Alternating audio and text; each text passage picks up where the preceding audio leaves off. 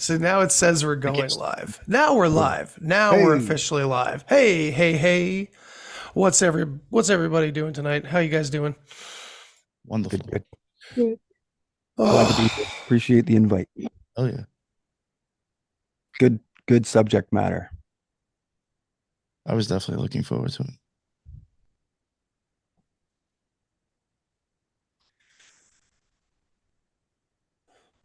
What happened with the audio? It sounded like everybody went out for a second. Okay, I'm back. Everything's here. Everything's good. Can everybody hear me?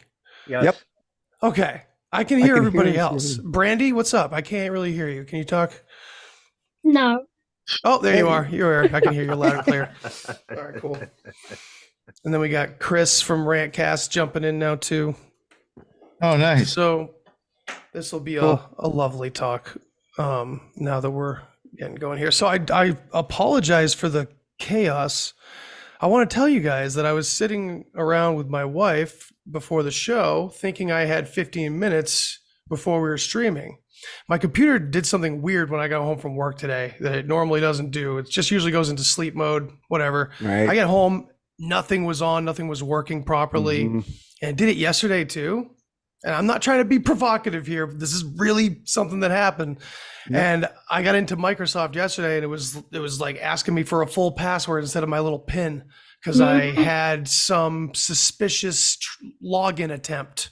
Right. So now today when I go home from work, same weird shit happened.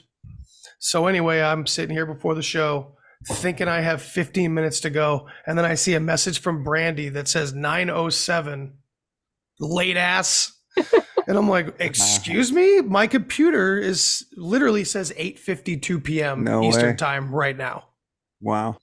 So I'm not saying that this episode was trying to be stopped by archons or Nephilim monsters from another dimension or Lizard politicians people. Or, people working for the Department of Energy or anything. But like, hey, frogs. It's really weird. I've never seen this happen. My computer time is out of sync with the world clock right now for no reason whatsoever. And I swear to God, it wasn't like that before. I've never seen that before. It made me late for the friggin' show. But I've seen it where they log you right out. I've woke up in the morning and my computer's off, and it was like I had to go find all my new tabs and everything that I was searching. It actually happens quite often here. I couldn't get on mine because my firewalls got flipped off, which then turns on my kill switches. So when that happened, I didn't know what was going on when it did it. It took a while to figure out that my kill switch was active. I don't know. I hope I do find some mundane explanation for why my clock is. I don't even know what time it is. What time is it? 9:15? Jesus Christ. Well, I apologize to everybody that was actually waiting for this to start at 9. Sweet. I was late anyways. Hey, you were right on time. Fashionably late, Chris. But so now that we're all together, we've got Brandy in the house, we've got New York Patriot, we got Carl Hassel, we got Chris from Rantcast, and we got Dwayne Hayes from Bulletproof Publishers. And of course, Dwayne has been a popular guy on my show lately. We've been doing the Rise of the Expert series where we're covering a lot of fuckery throughout the late 1800s and into the 20th century with Louis Brandeis. So I urge people to go check that out and continue to check out our show on Monday night at 9 p.m. right here, because we have 4 more episodes to go and we're getting into the real deep meat of it right now. And it's just crazy. And honestly, this topic tonight that we're going to talk about, we're going to be kind of diving into the career, or at least the passion project that was Matthew North talking to an audience and telling people what he found. And in a way, it kind of reminds me of the series that Dwayne and I are doing, because we're going to talk about counter narratives tonight. We're going to talk about the controlled opposition aspect of everything. And what Dwayne and I are talking about a lot is how the whole deep psyop and the operation that's been run on us mostly has to do with well, originating with progressives and this idea of killing us with kindness, basically, and these false, nice words, and everything is laid out as if they are not our enemy, or something like that. It goes deeper than that, but it's a similar theme, because honestly, we have, there was a big meme going around today with Brett Weinstein talking against the COVID shit, and like he's like on our side, right? But he's part of the intellectual dark web just like the rest of them. So it's like, it basically just shows me, and this is just a piece of it, that these things are okay to talk about, because us, being able to say we were right, it doesn't fucking matter compared to whatever their plan has been. And that's putting it very, very surface level, but we could go a lot deeper on that. But before I go off on a famous tirade that I always do, let's get into this. Matthew North, not his real name. Let's just say that right off the bat. That was clearly a stage presence, and his real name was Matthew Kiewel. Kiewel is what we've at least come to figure out to the best of our ability, and other people have said the same, that they think that's what his last name was. But he was a researcher. He was, in his early 20s, and he was figuring out what took me 15 years to figure out, believing a lot of the psyops that were thrown at us. But yeah, he was a really powerful guy. And before we get into so much detail, I just wanted to kind of give him that honor, that he was an awesome researcher, and he really set the stage for a lot of people much older and much more versed in this shit than he was. So yeah, but we've done a lot of talking behind the scenes about this guy. Brandy and I especially, we've talked about him for a long time in depth, because of what we ran into last year with other individuals in this community.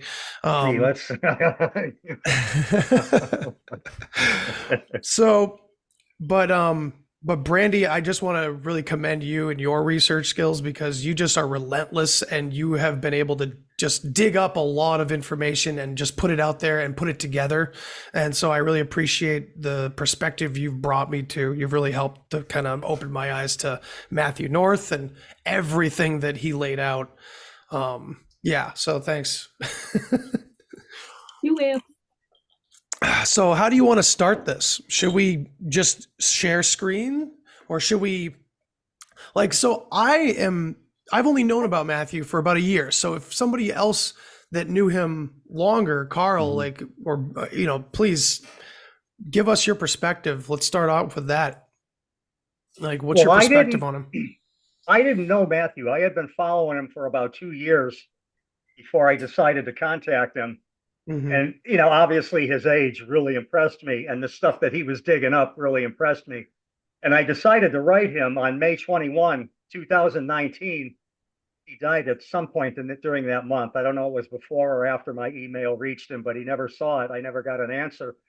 It was a complimentary email. I was complimenting him on his work with Mormons and Jews. And I had, said that was just great research. And I've been doing the same thing on a little bit different level since 2016. And I shared him my backstory with the Peyote Way and the Mana Trujillo Mormon Front stuff, and said, man, what is it with these Mormons and people pretending to be Jews that are setting these psychedelic groups up, And I was really disappointed when he didn't write me. And a couple of weeks later, I found out he died. And it's like, oh, man, I thought the dude just blew me off. So I have this old fucking boomer. I don't give a shit. And I sent him links and everything. And the only reason I'm not showing that letter today is because I had told John and Jesse about it years ago, and they have not asked me to see it. So I thought it was kind of fair that they see the letter first, instead of me undercutting them and showing it to everybody here tonight. But That's fair. It's like, goddamn, man, this kid, what the hell happened to this kid, And what strikes me is other podcasters that have died or supposedly committed suicide or had a death, they were relentlessly dug into by everybody in the podcasting community. Speculations, guessing, links, and accusations. Matthew North had just disappeared off the radar. Nobody was talking about him. And I thought that was kind of strange myself. And I've been keeping quiet about this and just watching things these last few years. And now I see all of a sudden he's back in the news again and making the cycles. And it's like, okay, maybe I'll say something now. And that's, I wish I had gotten to talk to him. I really do, man. I was hoping, I was fantasizing of collaborating with him and having him help me and me help him and dig into this thing a little more. There's a whole aspect of that shit that I was doing that I haven't been able to get to yet. Because as you know, whenever you do these topics, you have to keep starting at the beginning for the new people that are jumping in. Yes. And you never know where the show is going to go. You don't know what the host is going to ask. You don't know what's going to happen or what's going to segue into what. So you got to kind of be on your toes for a live show. And, it's like, man, anyway, that's enough out of me for now. I'd like to hear what anyone else had to say about Matthew, especially if they met him. Absolutely. No, and I didn't assume that you met him, but I knew that you had been following his work for a long time before that. And yeah, like you said, you were barking up the same tree. You were after the same ideas, and that's what brought me to his work too. I mean, Brandy showed his work to me, and I was like, yeah, this is exactly what I didn't want to be true. And it's basically that. Well, I'm sure everybody saw the little artwork I made for this episode, and all those intellectual dark web fuckers on the imagery. Mm-hmm. It's this controlled opposition that I can't let go of, and it's all over the board. It's on every level of it. But yeah. Anybody else want to go? I heard of him like a little bit after I started podcasting, maybe about 2.5 years ago. Mm-hmm. Like I was. Sometimes I think I might have actually, I hate to admit it, been even trolled into doing it, but I was like asked to an idea of like looking into another person that is kind of well known in the conspiracy community, and looking at this dude's work, you would find it to trickle down when you go even lower to this individual. Mm-hmm. It was handed to me as more evidence to use for what I was already looking at. And believe it or not, I have actually been threatened to be Matthew North. So that's interesting. You threatened to what? To be Matthew North, like as in a verb? Yeah, well, Sam Tripoli said that I was going to kill myself because I was unhappy like he was, and that's why he killed himself. He said the same thing Wow. to Matthew. Yeah. He said the same thing. Yeah, he said I What was going is to end up up? like him because I just hate myself. That's some fucked Same up thing the shit. Said that CIA behind his said to paywall- MLK behind too. his paywall on Rockfin. He said it behind the paywall. He couldn't come out and do it. That's right. I remember you telling me about that. when we were up And in you could New watch. He's Hampshire. getting like donations, feeding ignorant hate as he's doing. Wow, it. that's Mm-hmm. That's effed up, man. That's dark. Well, he is a That's the figure that problem. has come up in our research quite a bit with, well, not ours, but Matthew's and Brandy digging into what Matthew was doing. And like, Brandy, can you give us a little bit of give the audience, especially a little bit of a scope on kind of what it's been like going through his stuff? Because the messages that you've sent me a lot of times, and we like sent voice messages back and forth a lot about this stuff, I feel like we're in some sort of suspense thriller, because you're like, every time I'm trying to look for these dates, it's all redacted and this and that. So just give us a little insight onto like what it's been like looking through Matthew's work and how things are oddly missing and when they went missing. And Yeah, like everything on his YouTube is basically scrubbed. If it was him, his personal videos gone, but his playlists that are mirroring other stuff, they left alone. Then you've got his other one, that Kiefer Fuchs or Kiefer Fucks, whatever. yeah. He again is all mirroring. I went through every comment on his community page because that kept up, and I was just trying to keep a timeline of like when he would disappear, because that was the whole thing, is that he did pull away and go disappear for a while, and he never really gave anybody any explanation. He could have just been pissed off, frustrated, or he just got tired of being attacked, because just like Nick said, like Sam, when they were going back and forth and writing emails back to each other, Sam told him, he was like, you're going to end up lonely in a dark place just watching trolls in your feed, and it's like, why be such an asshole? just because he said that your friend is associated with some stuff, but you want to be an asshole because he brought it up to people. So then I just started looking at when they said he was dead. So I was like, okay, well, why can't you find anything about him being dead? You can't find, he was in a small town. You can't find nothing from the high school. You can't find nothing in the paper. There's none of his friends. There's no I don't have Facebook, but there would at least pop something up. That wasn't even popping up. Then you come to find out the people who he considered or they consider themselves his friends didn't know until like a month later. Like, how is that possible? You just didn't know that your so-called friend is just off the face of the earth. Right. You just let him go. And then when, like Julio, my other friend, the theorizing theorist, he got shout out to him.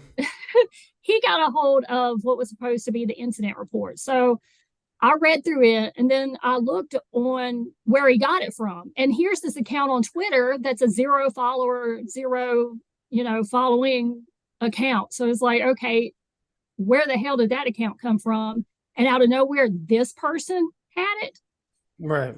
And everybody else just seemed to be like, oh, well, we heard it because supposedly the brother came in, or we heard it because Adam Green got to announce it, and I'm like, well, Adam Green is like chalking up some death counts because I've got 2 different things of him saying bye to one of his so-called friends. There's 2 of them gone. Right. But I only had him on my show once. Exactly. So I was just, even in the incident report, it says the brother reported him missing. So it's like, okay, well, where's the parents? And I'm where's his parents? Was he, is there I know that his family like was real, I guess, real conservative and Christian, so they might not have so much understood what he was doing, and I don't know if they honestly knew, and maybe that's why he wasn't always, you could just tell from time to time he wasn't always like at his home doing these videos. So maybe that's why he would just disappear. But it seemed like everybody was concerned when he disappeared because they would figure like, oh, Sam's after him, or Rogan's after him. But then again, you had like him not being able to trust the people he was even confiding in and with, because you had Jan, who was just all over the place. Then you got Adam on the other end, that he ended up distrusting him. And then at that point, I'm sure he turned around and looked at Jesse and was like, what am I supposed to do? So maybe that's why when I gave you that one where it says he was alone and unafraid. Right. That was his tagline. Right. If you're alone and unafraid, you're just going to end up in a parking lot somewhere. I don't know. It just anywhere you search, you cannot find anything, not in his real name, not with his fake name. Nothing. Right. No obituary. And I know that I did hear Jesse's spots on I think it was the video you sent me where that other guy that died was running a tribute for Matthew and interviewed Jesse for a bit. And I think Jesse said the family didn't put out an obituary. But now that's fine. It can be true. I didn't want to necessarily focus too much on his death, but I knew that was inevitable. His work. Say something really quick. Yeah, absolutely. What you were going to say. I do think it is like the story behind whatever happened. Whoever this kid was, wherever he popped up from, it's, it is questionable. Who knows, if he's really dead or not. I know Nick Hinton has even told me he thinks it's possible that he's still alive. But I mean, from my experience with his work, and like I did this, especially today because I knew we were coming on, I took one of his videos that was like a little bit over 2 hours, and I literally went through it and rechecked everything that he was doing. And like, if you can't find actually the same exact thing, you will find stuff where you'll still be able to, if you're typing in the right Google search, you'll be able to correlate everything this kid looks at. So regardless if he's dead or not, or if he was a plant himself or whatever, the stuff that he's telling you matches up, and it's there. This kid isn't faking or making anything up. So right. And you said overall, evidence to me is honest. Well, yeah, this you were may saying be a that. good. Yeah, Can go I ahead, just Dwayne. interrupt for a second? Absolutely, Dwayne. Where was his research? Where was he in the last parts of his research before he disappeared? Do we know that? It Yeah, seemed well, like he was more on his like the antediluvian, that part of it. It looks like he started paying more attention to that part of it, and not so much the Rogan and all that. I don't know if it's just because he got tired of being pigeonholed, or he was just he wanted to get away from it because he had a bad experience. It could probably get annoying. Oh God, yeah. I mean, not that like it wouldn't have stopped me from doing anything, but like I've, obviously I've taken heat from people and all, fucking just saying stupid shit to me because they don't like my opinions. But like, I mean, I could see that getting annoying, and like I'm sure he had way more attention with what he was doing. You know what I'm saying, I mean, I'm sure Joe Rogan, his cult following is going to be worse than any that I've ever dealt with. So. The bro Rogans. I don't know if that's yeah. what they call themselves, but that's what I like to call them. The ones that still have faith that he's the head of the and no one would ever come out and say, "Yeah, man, I listen to Joe Rogan. He's the head of the counterculture." But they're all feeling it inside because they just kind of follow whatever Big Joe says, and all these other comedians do too. Well, they all serve their own purposes, right? One of them might be way out there and like kind of like the conspiracy gateway. Come on into all these wacky stories that 2% of them are true. Something like that, which, it sounds a lot like what Matthew talks about. You talked about the Tavistock Institute and all these different things that were basically to, the controlling the masses is easy. It's us that people have to worry about, us that won't shut the fuck up or stop thinking. You got to control us. You got to give us heroes, not the public. They've had them in the bag for 2,000 years going on easy, like for a lot longer than that. So it just feels like to me like we're the targets, the ones that need to be convinced of these counter narratives more than anything else. So before he went to the antediluvian narratives, and it's a pivot of some sort, what was he looking into? Is it the Jewish conspiracy?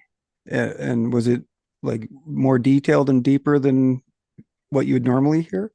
Okay, so what examples? Yeah. Can we have some examples maybe? That would be a good idea. Brandy, should I share that? Oh, he was talking about the Jays. Yeah. Okay. Well, I seen something with Adam Green there. Yeah, you Right, had that's what I Adam got. Green. And then they kept throwing these taglines back and forth, and I had to figure out like what does this thing mean, because in his comments, It's the first time I've ever been kicked off Spotify. I was talking about the Jays. Yeah, they were like GDL, and I was like, what the hell is GDL? And I come to find out through this one tweet that somebody was clapping back at Adam Green that Adam Green was making merchandise, the Goyim Defense League. And I was like, what the hell do y'all got going on? Yeah. But he was connecting all this stuff to like, he was saying every politician we have is dual citizenship, and we are the 100%. Only place that allows that. And he was linking, because I got his Trump notes. It was like 17 pages of notes that he had linked to, and they're all over the place, but he lists all these websites and everything that he backs up to what he's saying, that America is just seen as the golden calf, and Trump's 100%. Trump's first allegiance is to Israel, the same as all these other 100%. Dual citizenships, and that he was pretty much saying too that Alex Jones pretty much got him where he needed to be, boosted him up where he needed to be in like 2016 and stuff to get him rallied around. But it was all Jewish support, and 100%. How they were using other people like non-Jewish people, trying to prop them up because Zionist. Right. It was Zionism. He was getting all into it. He's just like, Israel owns us. It's the first fucking time I've gotten fucking kicked off Spotify was when I went deep into Zionism and talking to F. Gardner with the Kabbalah of the crocodile. So, and that is the kind of stuff that, somebody could, go face to face with Matthew North and threaten him, You know, that's the kind of information they really don't want out there. So I could see, like, if we don't have confirmation that he died, how do we assume that he is? And to me, it would be far more likely that he was pressured into just disappearing. Well, it was a random search at that. It was just a random search. And there was this news station that ran something in, I think it was like Iowa, or it was just some BFE place where a guy named Matthew North had called in to one of their county office meetings or whatever, and gave a statement saying, how it had to do with immigration. He was like, you can't even tell what country you're in anymore. And I was like, listen, because I sent it to Andy, and I was like, listen to this. And this was recent. This was like not within the past year, even. It's like, this sounds kind of like him and in the same scope of what he would say, and it would seem like, as passionate as he was, he would pop up just here and there. Mm. Yeah, it is interesting that like he goes from this, like, the angle that he was going hard into, and then creates like an antediluvian sort of channel. That was always interesting. Like, I didn't see any of his videos on that stuff either, and I'm very curious what his beliefs were, if he had any, religiously. I know he was from Michigan, and there's it's pretty Bible heavy up there, that's for sure. I don't know if that's the way he leaned, but someone's asking in the chat if hey, what's up, Oswald Spangler? Hey, Oswald, what's up? Will there be a Q&A? And I think I will try to just do my best to keep my eye on the chat and throw out the questions. But people have been asking, like, is Matthew's channel still up? I don't think his YouTube channel is, or it's mirrored. It's up, but it's somebody's broadcasting it. It's inactive. That's strange. Yeah, I have two of my videos on my BitChute, on the NY Patriot BitChute. I have two of his videos. Yeah, and I appreciate that. Better than the rest of my other shit. He's got of course. He's got some different channels, because he has some videos where he is with like Renegade Broadcasting. I think there's like two where he's on there. He's got the 153 News. He had another one called Mixed Pickles on 153, and that is still posting. So I don't know. Still posting? Yes, it's still posting. So I don't know who took that over, but it's on there. Then you have the alt censored. You can go on archive, but you're mostly going to get him and Adam Green on archive, because if you go on archive, even his YouTube was not archived until 2022. So 2 years after he was supposedly dead. Why? Yeah, as Carl How many followers was this dude getting? Well, he had like 15K on YouTube when I on one of his videos. But he had way more than that on the alternative channels too. He was all over the place too. He seemed like a real nerd. Like he could do all this shit, no problem. He was kind of like real smart, and kind of he seemed a little bit, not very friendly and very nice, but kind of reserved, and I know a lot of people like that. He's a computer guy, and I think he was just everywhere he could be.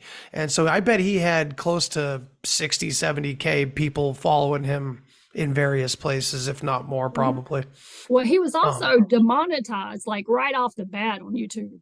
Right off the bat. He even put that there. He's like, I've been demonetized for 2 years. What year did he disappear? 2020. 2019. 2019. We have a discrepancy. Is it 2019 or 2020? Well, he came back up in 2020 because remember, Jesse said he had came and visited him, supposedly doing his rounds before, he just disappeared forever. So we have like Jesse saying that the last time he had heard anything from him was April of 2020, and then September 2020 is when they said he committed suicide. So that's right. I gotta say, I think he's still alive. Yeah. Well, Andy, just by the way this whole pattern has gone, and how it's so different from the other deaths on YouTube for YouTube podcasters. Yeah. I'm of the opinion he's dead. There's no accusations or pointing fingers, but I think he got out of it, for his own safety. I don't think he's dead. It's possible. Look at everybody else. Now, recently we had Doug Kramer die. He was dead for 8 days before they found him. I was in that chat room and I have the screenshots. I followed him regularly and we were exchanging emails also about me going on his show. And I've got all that screenshot. And then I'm in the show 3 days in a row. And on the third day, he doesn't show up. And we're in the chat room for 4 hours waiting for him. It turned out 8 days later, he was found dead. He died right before the show started. And people are still speculating on that one. But Matthew was just dropped cold. I found that very odd, just odd that he was dropped cold. And he's disappearing right at COVID. April 2019 is right around when that started. And so then I would say for a guy like Matthew North going through COVID, it would be pretty tough to keep my mouth shut too.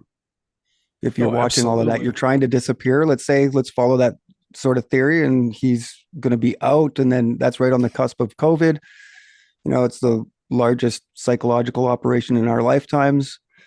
I would find myself, it would be very hard to stay in hiding or whatever it is, during that time, especially knowing what I know.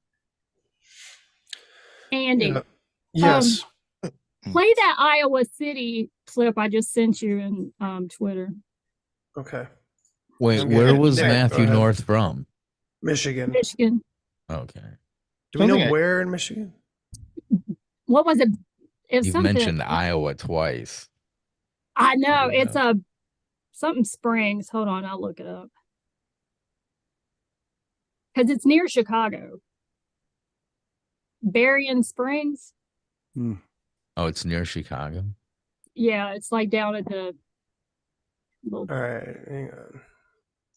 And we've seen many alternative media, independent media personalities sort of disappear too. Like Tuesday's meeting. The weather guy, what was his name? The Ice Age Farmer. Are you guys familiar with him? Oh, Yeah. Same thing happened to him. He just disappeared as well right around the beginning of COVID. And he had a lot of followers and he was getting, he was creating a lot of turmoil and, he was a popular guy. He was all over too. He was throughout the tragedy and hope community to the point where I think he was even considered a member or, an honorary member. But he did the same thing, just disappeared, and same questions are being asked to him. Interesting. Brandy, so set this up for us. This is Iowa City. Yeah, this one I just did like a search just to find something. Came across this out of nowhere because they said that Matthew North was one of the people they were questioning that called in and made a statement on this meeting. And this is October 17th, 2023. Yeah, listen to this. We get audio, nice. As Matthew North spoke over the online feed during public comments, attacking people of the Jewish faith. Multiculturalism does not work. You see it firsthand over there with the chaos that's going on. And Iowa City is getting drastically more different every day. Whenever I walk around, it's just, I don't even know what country I'm in anymore. I mean, like him. It sounds a little bit like him. It That's does for sound sure. like it does. At points, much. it does. Wow. I mean, holy cow. I mean, and so that's it's a years later media? too. And if he's from near Chicago, he's not too far away from home, being in Iowa City. I find it kind of strange that they had his whole name there, Matthew North, like he was somebody, a personality, but the mainstream wouldn't recognize Matthew North as anybody.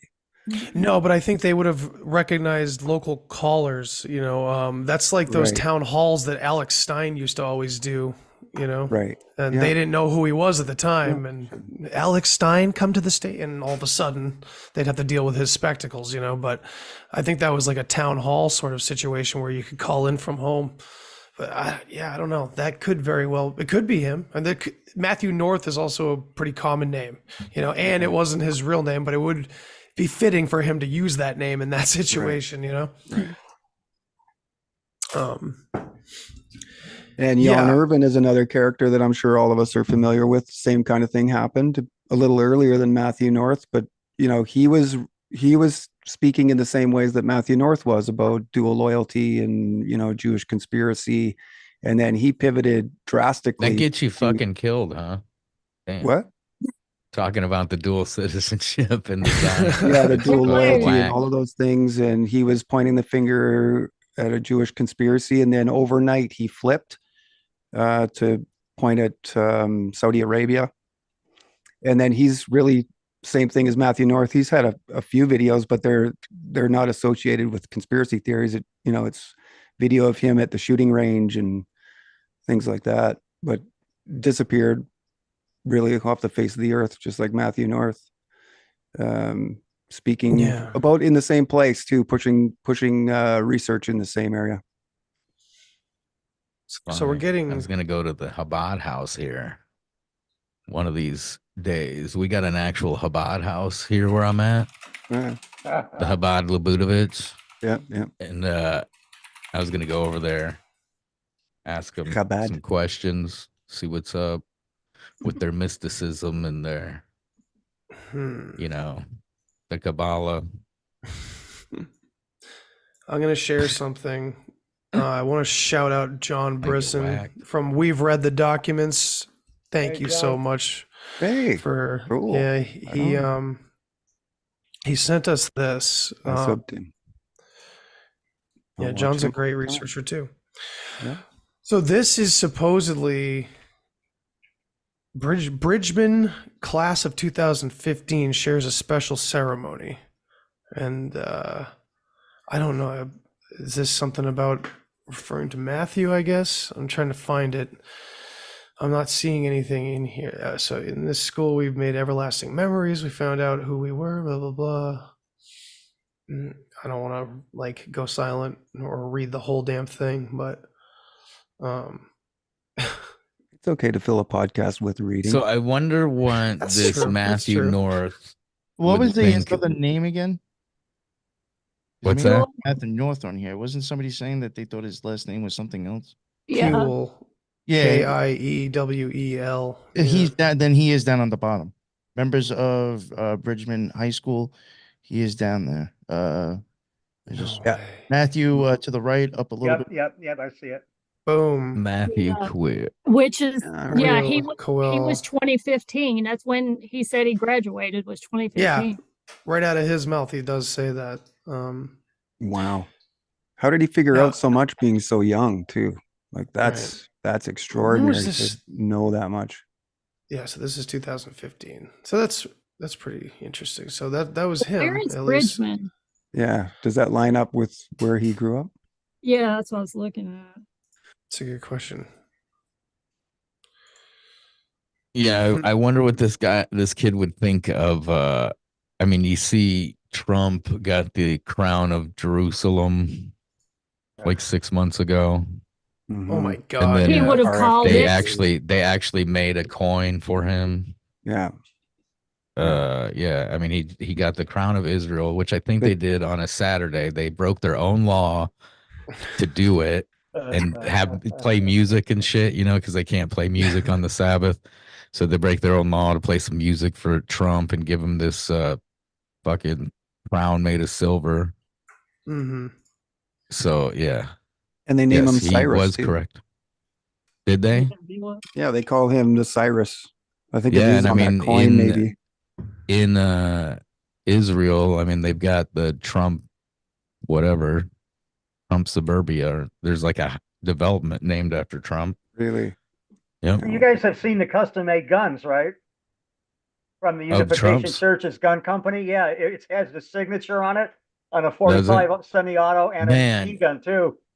Someone pointed out Trump and Nebuchadnezzar, right? Yeah. And I've always thought, why does Trump not cross his fucking signature, right? Like, I mean, it's Trump, the T, a big T. And then you look at the thing, and then this Nebuchadnezzar connection, it's like, that's weird because the way his signature is. It's I just seen this today, and it's something about the numbers, whatever the number stuff is, the numerologies. Gematria of his name and Nebuchadnezzar's name and how they all match up. And then it was like, wait a minute. And I just looking at his signature, it's just coincidentally weird, I guess. But I always thought, And why doesn't he gematria is cross that something. T? Gematria is something that they believe in. We just sort of Mhm. have noticed that pattern. It's not that we I are found really years. talking too much about gematria and being able to find the truth in the numbers. We're just showing that they have faith When you in say it. they, the Zionist, Yeah, the mystic Kabbalist, right? Kabbalist. I mean, that's what you're talking about, right? With they. Like Kabbalah, or if you're even Yeah. in Pythagoras. I mean, Mm-hmm. Which was another cult. Switched over to Exactly. English. I mean, there's different variations of numerology that could be at play. right. Well, yeah, because the Hebrew, their actual alphabet is not an alphabet; it's a numbering system. Right. And then our alphabet is just like a bastardized version with Almost added. every alphabet is designed with numbers attached to each. Right. And so ours was just expanded upon, but it's not like ours would be a different, like they have a base, like theirs would be like a base 10, and then ours is going off of like, a base 12 system. So we derive from it, but it expands. That's why mostly like when other people try to learn our language, they can't really learn it very well because we have flipped what meanings of words are, and we do it Yeah. yearly. We're like, oh, that don't mean that no more. We're going to change this meaning. That's just how it goes. The inversions never end. Yeah. I should share this massive file dump you gave me, Brandy, and we can just kind of go into that. And Yeah. Oh, something I did want to add, and it's like I'm actually being like a little serious here, but like I'm not making that big of a deal of it. But like, and this does give credit to where I think I actually would believe that maybe Matthew just disappeared because he didn't want to deal with the bullshit anymore. But like, I could probably speak for Brandy, probably you, Andy. Chris, I don't know, probably not. I don't know why. I mean, I have actually, anytime I have said anything that doesn't seem to like be accepted by a lot of people about a certain figure, and it could be multiple people, you will get like fucked up shit in your DMs. You will get threats. I've gotten threats now from Black Magic from shitting on for pointing at piss-ons. I'm getting threats of Black Magic for that.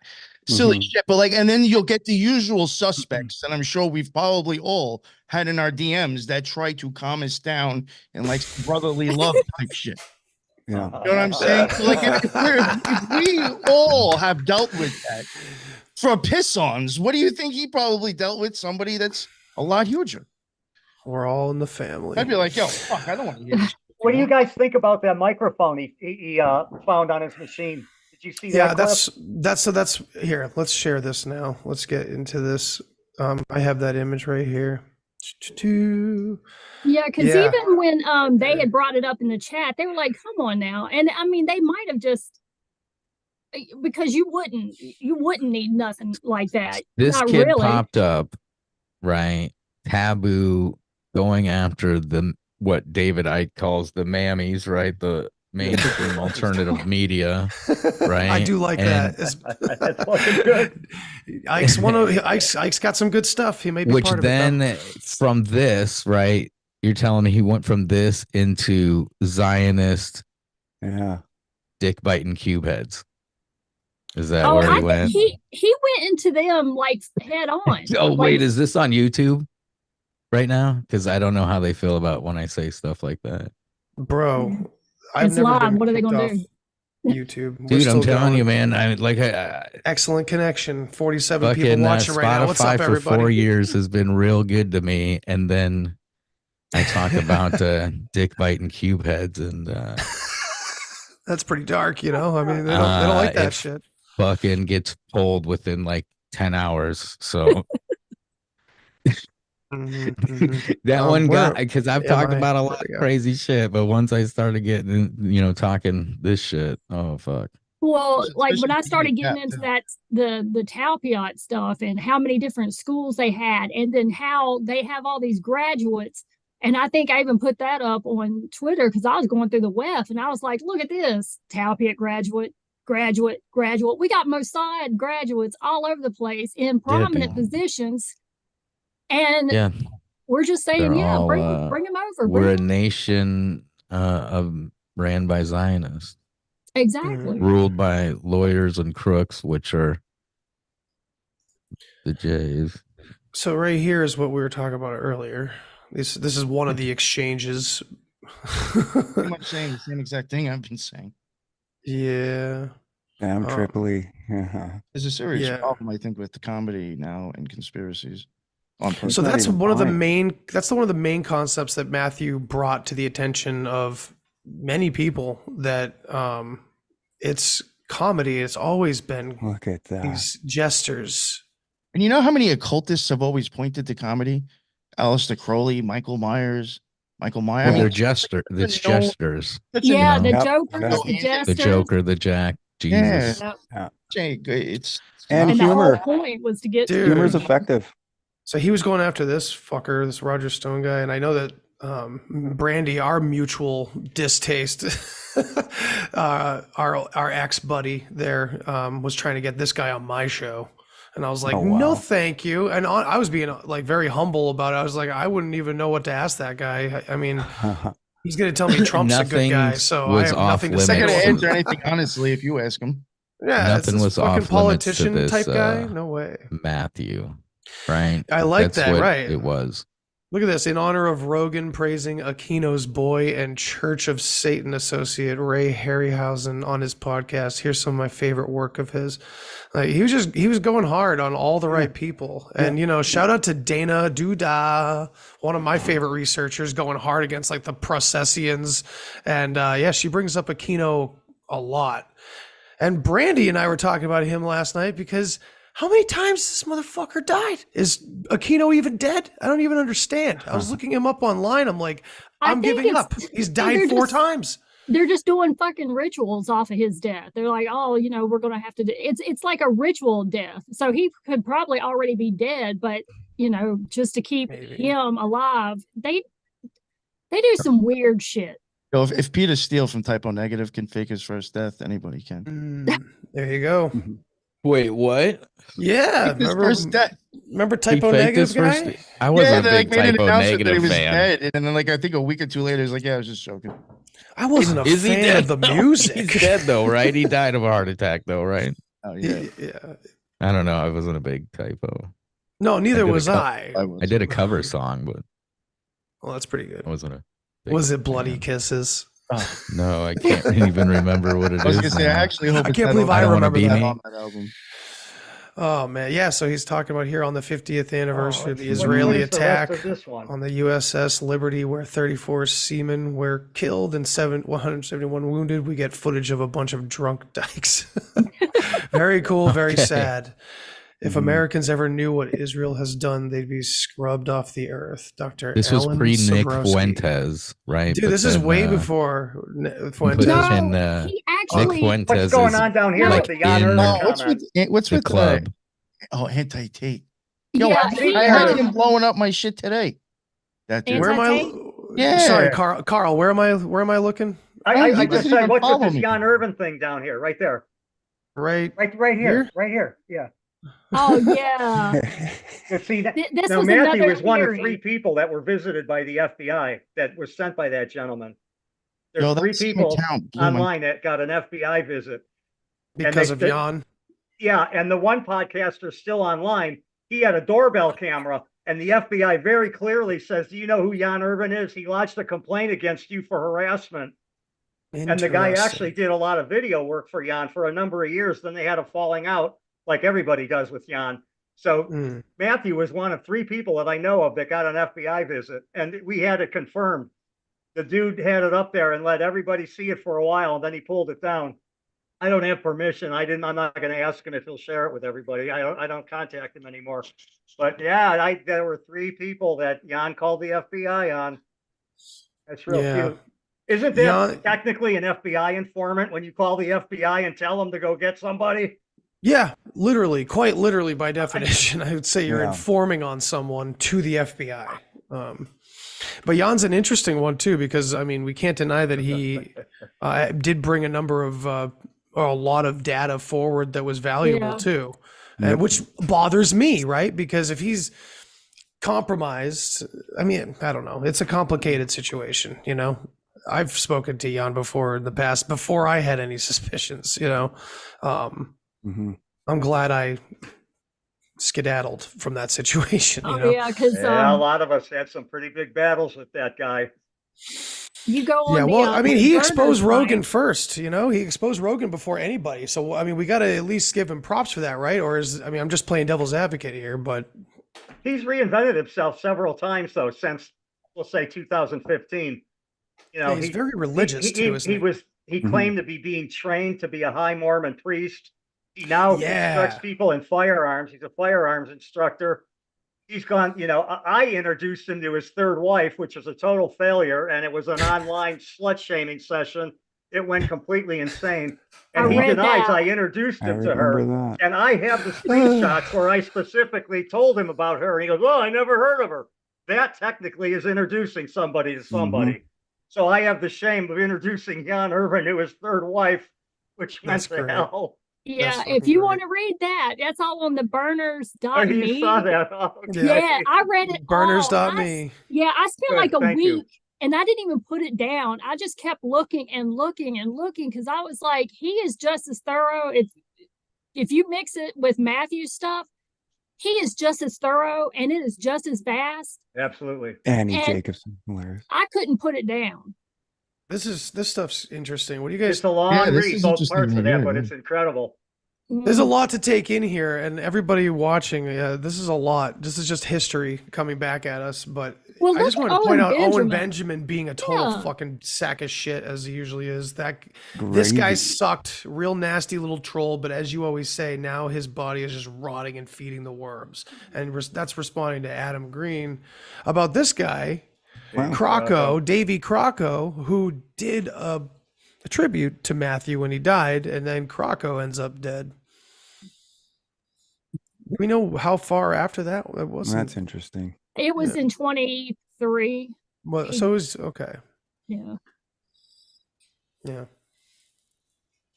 Interesting. Owen's an interesting guy. I don't know what to think about him. He's kind of like a chaos agent. Yeah. I don't follow Anyway. most of these guys. I get turned Good, on to you these shouldn't. names, and it's like I've never heard of these assholes. I'm glad, a Carl, lot of this is people why we love obsess you, over man. these guys, and they follow them, and analyze Yes. everything. It's like I never heard You of these see, guys. like Owen Rothschild died, and then Owen put out a thing about like you shouldn't judge him, and now he keeps saying rest in peace, poor Jacob. Yeah. Oh, yeah. Mr. Contrarian Owen Benjamin is now like cucking for the Rothschilds just for fun this week. It's just for clicks. And It wait, is. what did Owen say this week? Oh my God, It no is, way. What did Big Bear say? It's Like, definitely yeah. Whatever. He's like the #1 troll, I guess. So what's this stuff about Adam? I mean, and forgive me, like this is why we're doing this conversation, because I want, kind of group responses. I want to hear what the audience thinks and everything too, of like the idea of did Matthew and Adam have a falling out as well? Or is this just looks Matthew like- fans spiraling? If you go down, No offense to this guy at all. Just, he sends some emails to Jesse in reference to Adam. Okay. Down further. Yeah. Next time you're I think sharing. I think it's right up the top. Right. Let me see, because I'm in the way here because my little thing. Yeah, I don't know how to do this stuff. Oh, this one, I've only communicated with him one other time. It was a weird phone call. He's talking about Adam. Okay. Yeah, I lost it. But okay, so there's not really much there. It's just They kind didn't of, really put it out there too much, but then you have Matthew like on that Shield channel saying, hey, they did something with Adam. So I don't know, but that just seemed like when he started falling out with everybody, or everybody fell out with him, or he just stopped trusting everybody, because he had the run in with Jan, which, I mean, you get started with him, you don't know where you're going to end up. Mhm. right.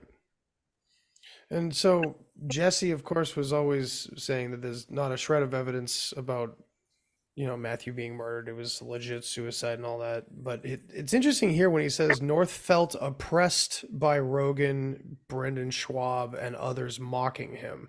Is this in an indirect way, or was he actually getting to these people? Because usually Rogan, I mean, controlled or not, he's a busy guy, He doesn't really typically pay attention to people that aren't going viral. You know what I mean? Well, I was Yeah, I going to see say, he books his own fucking guests. I mean, he's sending fucking DMs to book guests himself. Is or that he's really? got, Yeah, he's that got a threw little me lab. off. Like, holy shit! Like, Where do we see that? what, Rogan doing that with that?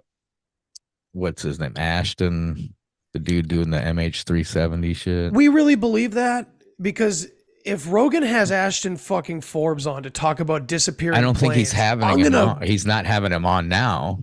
okay, because my That's the head would thing. literally, a lizard would come out of my head and start dancing around with confetti. I Oh, do And I would take a believe shit that right on the the floor. DMs that Ashton put out Were are real? legit. Yeah. Oh my god! Because so Because he did a video, I believe, doing a screen record going into the DMs, so that's a little bit more difficult to yeah, fair enough. fake I than mean, just slapping a fucking I would blue be. check Oh, I on would it. be. Yeah, I would be But giddy. it was Rogan sending DMs to book his own guests. That was interesting That is to weird. me. It was like, damn, like what? He's fucking DMing people. Holy shit! Yeah, I thought Jamie handled Yeah, I was all gonna that. say, Sorry, I stopped for Maybe a second not. there. Maybe not. yeah, I don't know. maybe these are all just rumors, but whatever. I mean, man, if he did have Ashton Forbes on, he already had like 2 fucking ghost hunters on like last year. So he's getting more like woo woo anyway. He's allowing more of the open-minded stuff on his show, which, I mean, no offense to anybody's beliefs. Hell, I went on a ghost hunt just a few months ago. It was fucking awesome. And Nick was there. It was great. And shout out to Ron from New England, because he hosted us and it was fucking awesome. But I'm saying, like, if he had a disappearing MH370 plane guy on, like, that's getting into disclosure territory. That's getting directly into the UFO Twitter space where all those nightmares battle each other and yell at each other all day long. It's exactly what I would assume Rogan would eventually be doing. Would be playing into, he's the gatekeeper. Whatever he talks about is allowed to be the new thing, or, not get discredited or whatever. So yeah, I mean, that the DM looked legit, and with what he was talking, because he was on, wasn't he on Tim Pool, that Ashton? he was on with fucking Dave Zed from Generation Z. Yeah. if you ever want to right. discredit yourself, That's yeah, if you ever right. want to From Department of discredit Energy yourself- fame. Didn't that's right. He was Oh my on with God. that. Yeah. So Fucking yeah, I mean, idiot leading From the Blue line. Alien fame. because the The stuff alt- with the that alt Ashton's word. died down now a bit too, hasn't it? I mean, He's getting slammed by so many people, but I mean, he doesn't let up. He's just like a sociopath. He just keeps going, keeps saying that it's all legit, and like no one's debunking him. And anyone that I debunks keep asking, him, like, just what the fuck were they tracking that plane for? Is this footage supposed to be after the plane like went off the radar or something? Like, why was the satellite supposedly, and why was sure. the drone? I don't know. Nobody will answer that part like directly. Like, is it Well, the thing supposed to is be they- after it disappeared, or like They're claiming the they whole were thing's tracking it and it fucking disappeared? CGI.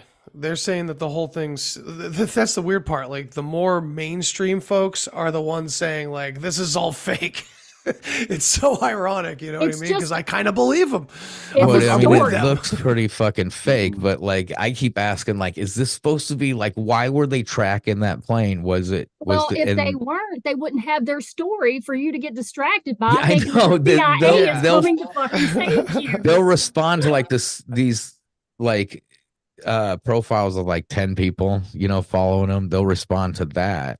But then I get on like, hey, why were they tracking what is the story for that? There's no response. There's no.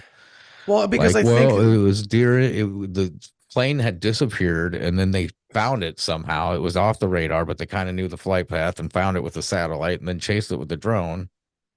the official story from Ashton and all of them, that side of it, is that that was someone who worked in satellite imagery or whatever, and way high up with a clearance, leaking that information and getting arrested. That was a screen grab that they were after, and so the reason they were tracking it, the only scenario where they are tracking anything is in Ashton's story, if those videos are real. So that's the problem. There doesn't have to be any mainstream reason for them to be tracking it, because there is no mainstream story supporting that plane was getting tracked. You know what I mean? I think it would be important also. Like, why would there be video? And you got to get down to like, why were they tracking the video? And nobody will answer that. There's no, I don't know. It makes sense. I mean, if the plane was missing and then they located it, but I don't know how you'd even do that. Yeah, I don't know. Shut down. Tattoo out. I'm curious what Matthew would think of MH370. He would hate it. He would absolutely, if anybody was going to quit and say, all of you are fucking stupid, just like Jesse's like, hey, he was tired of screaming at people for not listening. So he was just tired. Because that plane did disappear, right? That's the official story. Was there a plane at all? Or was there just a story? Yeah, I mean, who knows? I don't know. I never got too deep. Well, let's get back to Matthew North and what he did, because we've been talking kind of around some of it. But let's what else we got? We got like Matt Staggs, who he exposed. That was like Joe Rogan's like booker. He was like a talent booker for Joe Rogan, and exposed him as like a key member of the disinfo company. That was one part of it, but then like Jamie's dad is naval intelligence. I think Matthew was the one that brought that out too. Right. I appreciate Andy Gerard in the comments coming in hot too. Yeah, hey, he's there. Andy, what's up? He's there with us in spirit. Andy's been trying to get on our Rise of the Experts series on Monday nights as well, and he'll probably be there next week if he can be. I think those tyrants don't make him work.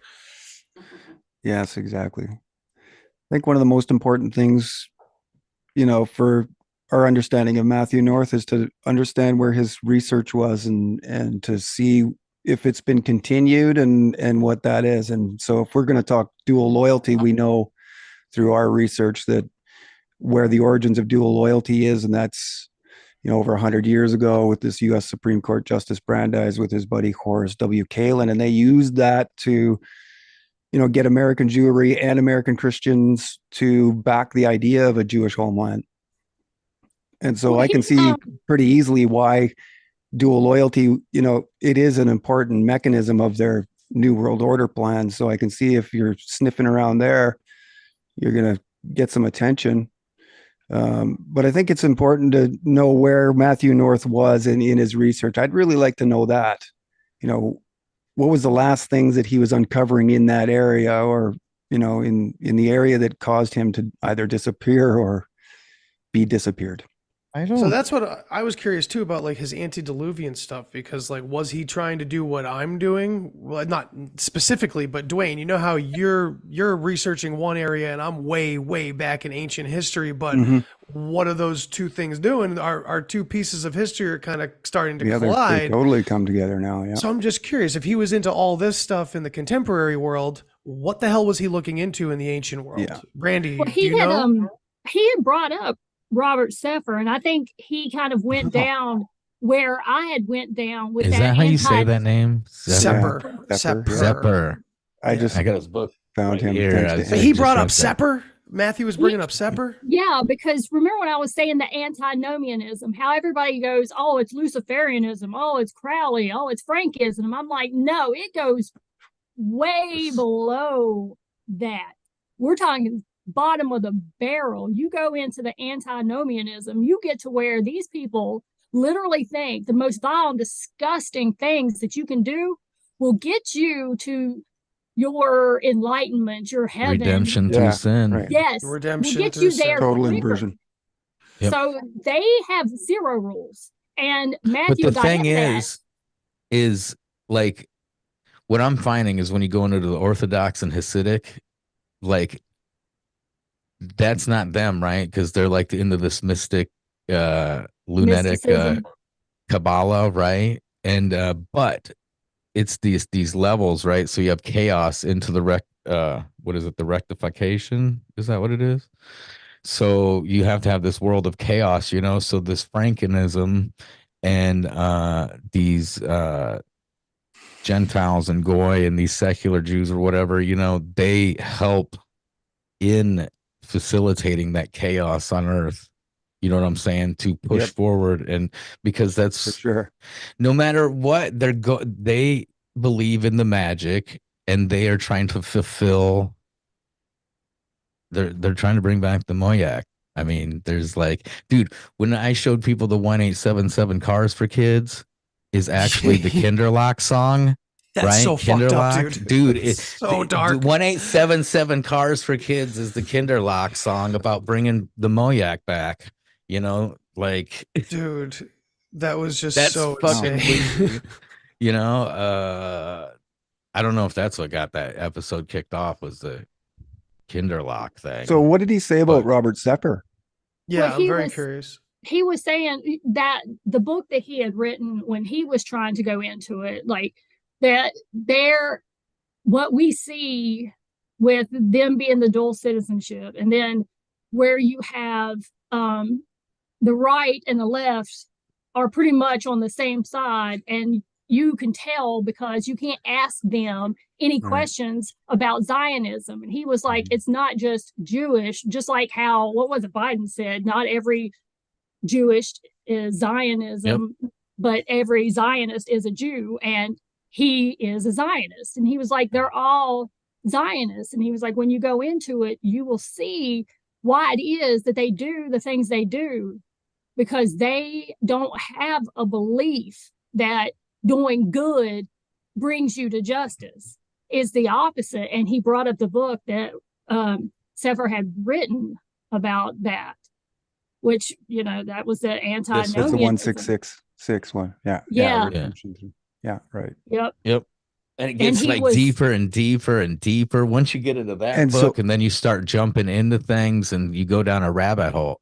Or a rabbit hole, a rabbit hole, whatever. You get what I'm saying. Is that not interesting? Rabbit and rabbis. Yeah. You'll get your dick cut off. You go down a rabbit hole. Sepper's been. that was take the cross out of it. What? Sepper's been going pretty intense on ancient history lately and exposing a lot of different things. He's kind of talking parallel to a lot of the stuff that Dwayne and I are getting into in your series lately. He's got 500,000 followers on YouTube, and on one of his videos he names Jacob Frank, Adam Weishaupt, and a Rothschild as the founders of the Illuminati. Oh, dude.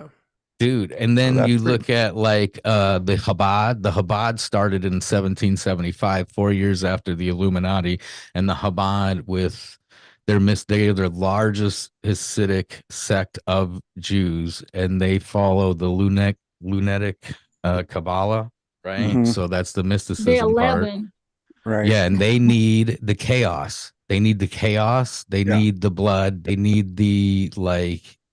They're into the magic. Really, really they believe in the magic, man. And they like they're seen with every leader, right? At some point you see these guys with every fucking leader, right? And then you see what they did with which I don't know if that was Chabad specifically that gave Trump that crown of Jerusalem.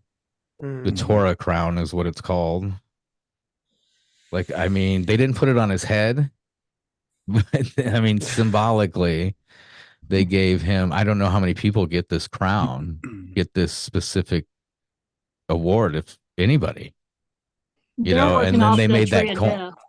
Well, and then they made that coin, right? And a friend of mine is like, "Well, that was just like somebody just made it." And it's like, yeah, but somebody is like it's like he's like it's not like a currency or nothing. It's like it doesn't have to be. It's the symbolism of it. It's the symbolism of the entire thing. That's what it's all about, is the symbols shit. You know. So someone in the chat also mentioned that North also implied of Rogan's association with the Pilgrim Society. That sounds very familiar. I'm glad somebody brought this Pilgrim up, Society. I was going to say before the end of the show, I mean, I really hope that we could get to a little part of this, because absolutely, in my opinion, I do think, I'm not saying that this necessarily had something to do with him.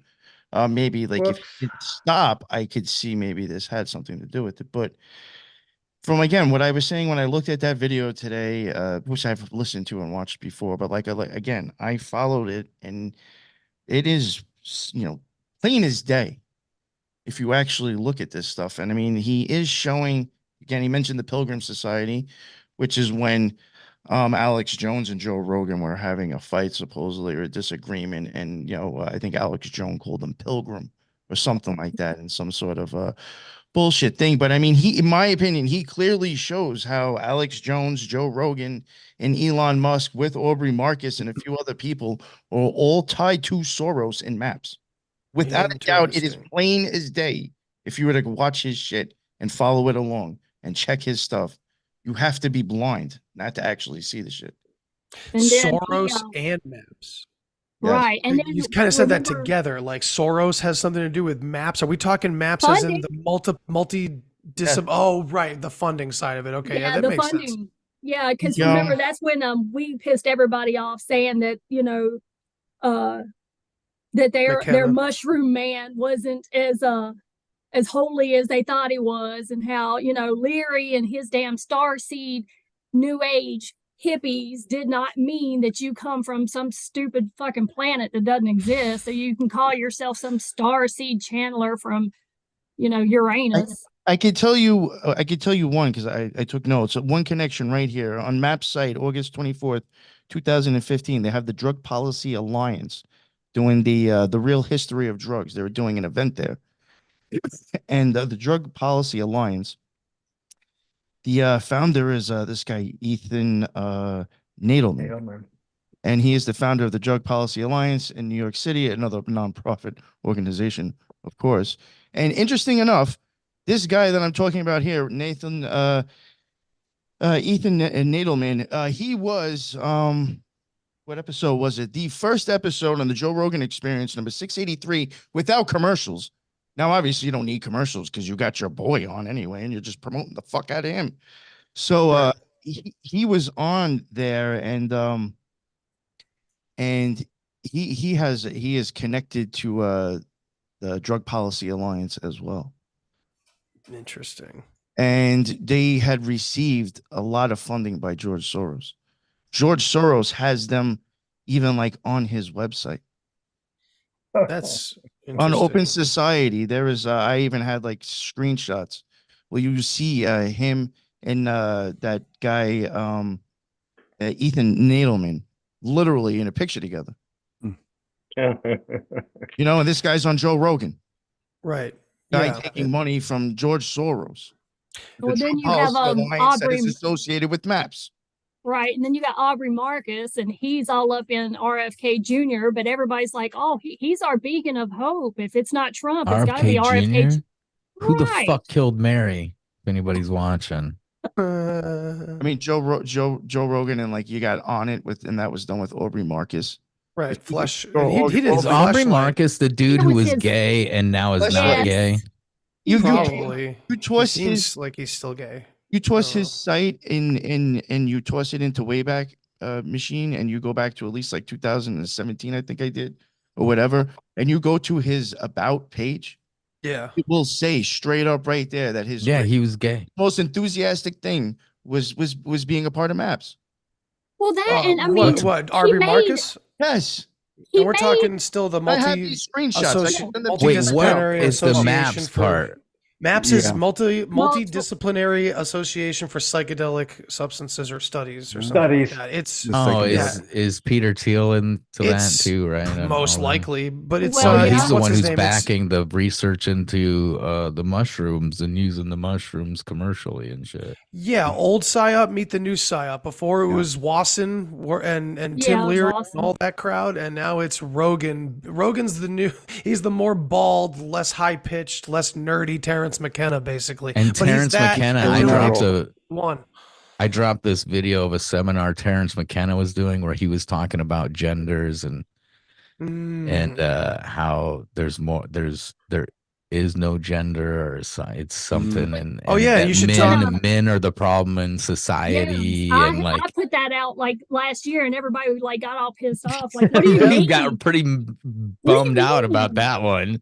Oh He yeah, didn't- there's too many men. We don't need these men. We need to Yeah, not have McKenna kids. definitely wants to lower the notch on men in the population. Yeah. he also wanted to lower the population in general. He talked about Exactly. overpopulation often, and as I've talked about a number of times, it's when you're fucking younger and I'm going to invite Steve in. When you're younger and you're just a psychedelic guy and you're listening to Terrence McKenna because you're fascinated by psychedelics and what they do to your consciousness, you're not really going to pay attention to him talking about depopulation in between all of his amazing DMT stories. And let me sell It's you the on most all these annoying. and speaking of DMT, what's up, Steve? Steve Oh, poking it's like that? Not. All right. All right. We were just talking about, I'm just kidding.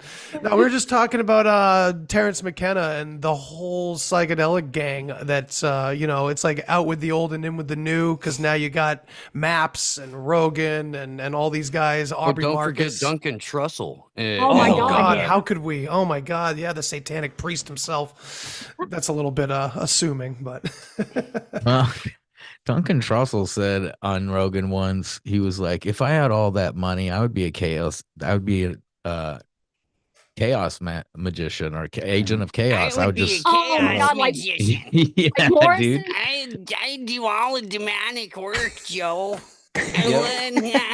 Basically that is oh exactly my God. Like Grant in a Morrison. nutshell. He wants to be him. So I had no idea when I was watching an old Grant Morrison speech about individuality or something like that. I didn't really know what that podium he was standing at was until Matthew North showed me who that podium belonged to and that logo that what was it? The Disinformation Company Yeah, with the the little Disinform- horns. Almost looks like an old Napster symbol, but it's got the horns on it. And that was, what was it? Ralph Metzger and Ralph Metzger, yeah, from Millbrook. yeah, and then another associate of that group was that weird fucking filmmaker. I put him in the image. I can't remember his name. Anger? Kenneth Anger. Kenneth yeah. Anger, yeah. Yeah, Bobby Boussolet's butt buddy. yeah. I'm unaware.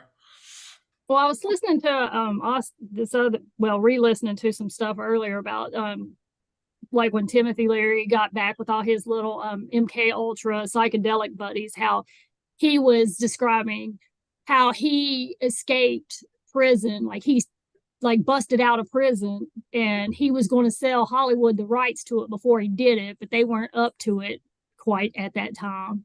It's like, how do you say you busted out of prison when you obviously got put out, but you was going to sell Hollywood the rights to it anyway? So when you guys were talking about McKenna, did his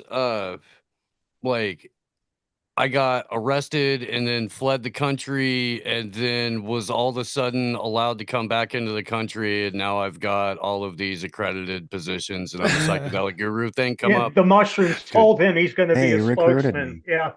Those Yeah, I Gave love him a that. damn mission. elves. My favorite part about that whole story is Dennis McKenna trying to cover for his brother. He was talking about the mushrooms, of course. It's like, what the fuck? That Two nuts clip, from the same tree. that I clip have to is tell you so guys. crazy. I have to interject right here. Please do. This is your ball game. This right is here. all Yeah. the same program. I have a disc that was a promotional copy for Peyote Way Church, and I'm one of 2 people that got it, and then they never finished it. At the last 2 minutes of this video, Rabbi Matthew Kent says we can learn how to live life lessons by listening to the peyote. These people are all the same program. They actually, the peyote cactus is a deity. They consider it God, and they had to do that to get their what do you call it, the 401. But at any rate, I want to show this someday. I want to play it for people, because Matthew says the same damn thing McKenna says, except he uses peyote instead of mushrooms. This stuff is all connected, as most of us know by now. It's, you know, man, it's just so obvious once you start seeing it and connecting it. Well, I still have the hardest time with it because of my passionate love and memory for what psychedelics brought into my life. I had a lot of fun with psychedelics. I don't, you know, it's fine, man. You know, we talk on the show all the starting phony religions. We talk on the show all the time about how Peter Thiel and a bunch of these other guys are coming in and they're removing everything that is spiritual out of psychedelics and selling a synthetic, you know, trauma treatment that effectively just makes your mind suggestible, malleable. Like you can go to now on the street corners, the ketamine shops, and go to that K clinic. The K clinics are the one popped up down the road here. I'm in Arkansas. You leave the T center for the K clinic, and then you go get the your mid-T iPhone, center. and you can, it's just the whole. You don't even barely need language anymore. Yeah. So letters and pictures. So do we think the psychedelic angle is mainly just about like zombie vision and like turning everybody? Because I just shit. I mean, how many of us are out there haven't been turned on yet, though? You know. Well, you got to think it puts you into a certain whatever drugs they put your mind on a certain frequency, and then you are, or like we are, bombarded with nothing but frequencies now. That's all there is around us. And all you have to do is put that out there, put that rumbling in these frequencies, just like McKenna was talking about the elves. And I was like, oh my God, ELF is like low frequency. He wasn't talking to little fucking gnomes. He's bringing up the fact, just like how Leary and the Lily waves, that they don't have to be around you. They can say anything they want to, send it through the air. Your mind is already susceptible because it's at this wave on this drug. Yeah, they don't want you tripping balls. No, you're hearing shit and they're like, oh, he's crazy as hell. No, they're making you crazy. The research, they don't want you tripping balls like the Peter Thiel research and all that shit. They're just giving you enough microdosing? to open. I'm pretty sure it's not about like opening people up to like their own shit. If you want to do that, you have to go through like the Ari Shafir go to Peru and go do the ayahuasca ceremony. Right. Anything where you're actually, doing the Terrence McKenna thing where you're just going into a room and taking 5 grams and then communing with whatever. Like that's not a part of the program anymore. Microdose so that you can be more productive for your boss and open if you want and more susceptible. Yes, absolutely. Just malleable enough to be a better corporate slave. And then if you want to go do something heavy, well, then your corporate gig and your productivity should allow you to go to a controlled, structured, fucking brainwashing environment like Burning Man or something like that. And you can be the type of awakened corporate slave that doesn't ask any questions because, buddy, you figured it all out. You've talked to the entities, right? Right. Aubrey Marcus now disclosure is happening, so yeah. Well, hey, Aubrey what more Marcus do you need? has a new journey going on, a new spiritual journey. He's turned into this spiritual journey where he's starting to take people into this darkness journey where they're going into caves and doing their little ceremonies and staying in the darkness. Oh so that they shit! can... He was doing that what, like 5 years ago when he would go into that. complete darkness. Is that what you're talking about? Yeah, I support that shit. If monks were doing it thousands of years ago, I trust them. I trust them. I don't trust going into a dark cave with Aubrey. Yeah, Marcus. Aubrey he was Marcus, talking about no. doing that a long time I'm not ago. going into a dark going cave in with there with the Aubrey Marcus. fleshlight I just guy. want to put that 10 Brandy, toes you down might on be okay. Jesus. It's just for everybody. I think Aubrey. I first heard him on Jason Ellis. Is where I first heard of Aubrey Marcus. Wasn't he the fleshlight guy? Yeah. No, Wasn't he- that was his father, no, his stepfather.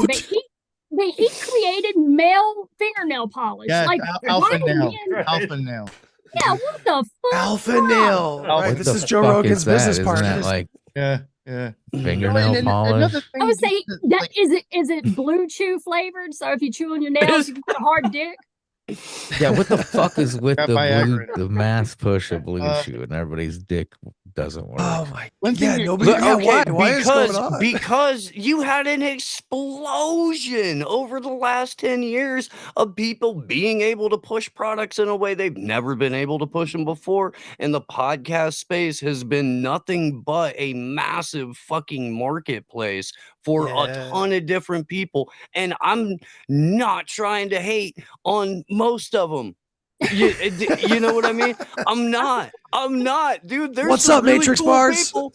There's some really cool people doing really cool stuff. And yeah, to that point, like there was an illegal mushroom chocolate bar company that there's Hell still yeah. a link for it in our description. They Yeah. don't sponsor the show.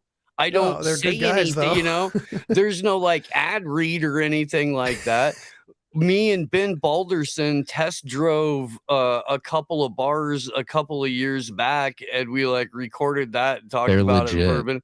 I was gonna say Yes. I'm test driving some right now. You know, I they mean, are legit.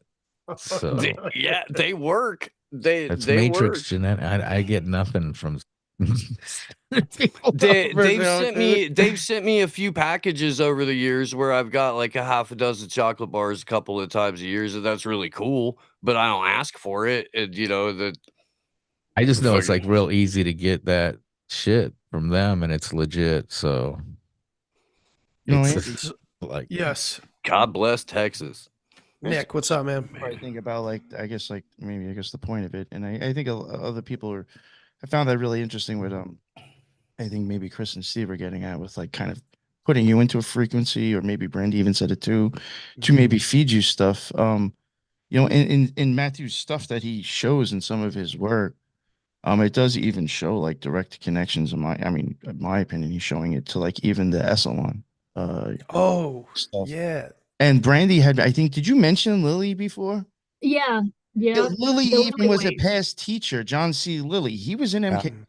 Well, Yes, he was was. also associated And he went to with that place.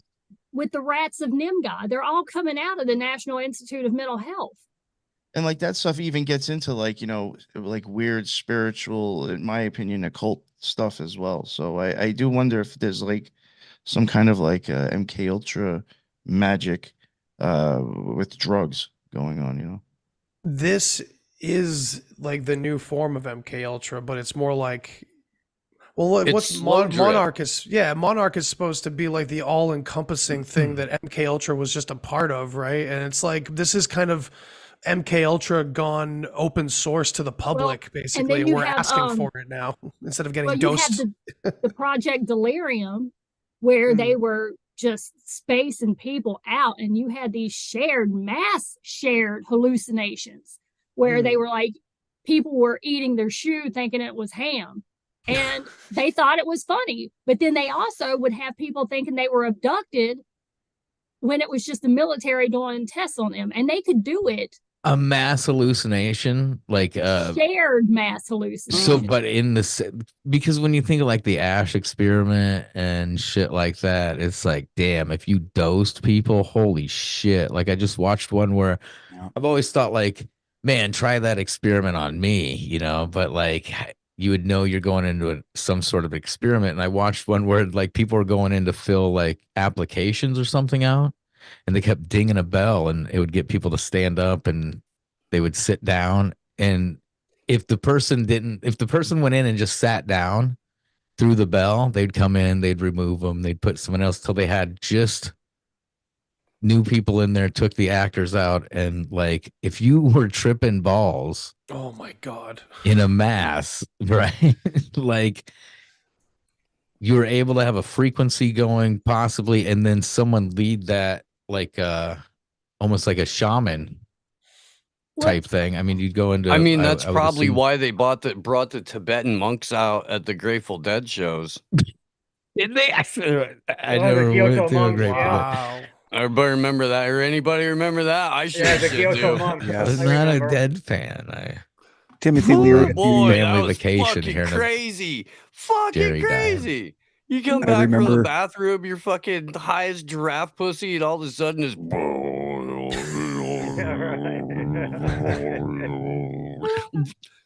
I remember That Timothy was Leary the at the early Lollapaloozas, 91, 92 was one of them. And Timothy Leary came up and opened the ceremonies before Oh the my first band came God. out. That makes sense. I was in Chicago and Minneapolis and like Indianapolis for 92, but I'd not 91. Yeah. No, I didn't know who that shit. Timothy Leary was then. I just knew he was some sort of 60s counterculture guru, right? Dwayne, you were the first one to show me who he really was like 2 years ago. You were the first one to show me those articles. I think that was when Andy Gerard told me about you, Dwayne, and introduced us. Right. And you were really into exposing Leary at the time and connecting him to Huxley and everything. That was And you guys were talking Esalen earlier, and that's Yes. a key location for international decisions being made. They called it hot tub diplomacy, and you'd get major international figures in the hot tubs together. And this is where, and I'm not sure if they were all dosing or what, but this is where and how they found that they were able to disassemble any barriers, emotional barriers between nationalities and things, was in the hot tub, just person to person, face to face. And they found that they were able to make a lot more headway that way. And they called it hot tub diplomacy. So yeah, Esselen's manipulation. they had the Mellon family in there mingling business with these same people too. Mhm. Was I that? have a buddy like for the last 15 or so years, man. He's been a massage therapist and baker at Esalen. And he's on like NDA after NDA Yeah. and just the little shit that he's let slip out after having a few too many. It's like, God damn, dude. As soon as you're able to, you have to fucking write a book, bro. Because You ever wonder if part of his NDA is telling the truth on his position in that place? I don't know, man. Maybe he's really not in bakery. Like he's really not a baker. Like, I don't know, dude. Maybe not. How would you know if he's got a I'll signed tell you NDA? what. Holy if he's shit. if he's not, it's a fantastic cover because that dude is a whiz bang in the kitchen, motherfucker. He Play the is. cover of anyway. Like, woo, he's Is he killing cooking it, the man. special cakes? He's killing it. No, well, so Boy. he's he's out of fucking like extended, not like Grateful Dead family or anything like that, but he knows a bunch of those fucking. He cooked at Google and Facebook as a chef and stuff like that. But living in the Santa Cruz Mountains, there's a ton of people that commute to Silicon Valley to go work as whatever in those kitchens when their headquarters were there Chefs know a because lot. you were getting paid a ton of money to just put out 4-star type food for the Facebook or Google employees or whatever, like cafeteria style. Like, it's insane. It's retarded decadent. Matthew exposed Esalen and McKenna and all that too. Like he got into all this kind of stuff. Yeah, and that's kind of over where and over Jan again. Irvin was too when he disappeared. He was getting into Esalen. I never heard him talk about hot tub diplomacy, but he was definitely right there on the cusp of exposing a lot with Esalen. Well, I think the last thing I seen of anybody mentioned was Jan. He had gotten mixed up. Well, he was, when they were saying he was trying to hide himself being a Mormon and whatever, but he had gotten in with some Mormon guy who had gotten arrested for being a pedophile. So I think he tried to, hide himself from that. recently, it's just funny because like the angle that I'm always coming at when it comes to like Esalen and things like that is it's like the psychedelics, but not necessarily the espionage angle. It's like there's always these other guys hanging out with these people like Graham Hancock is one of these guys that's all into the psychedelics and ancient history too. So those are like my two of my favorite areas to talk about. And like, you know, Hancock's got a Netflix special. He's on Bernays television being broadcast for us. So I mean, is he really saying anything of value that's gonna disrupt the status quo from Netflix? You know, it's very, very confusing out here.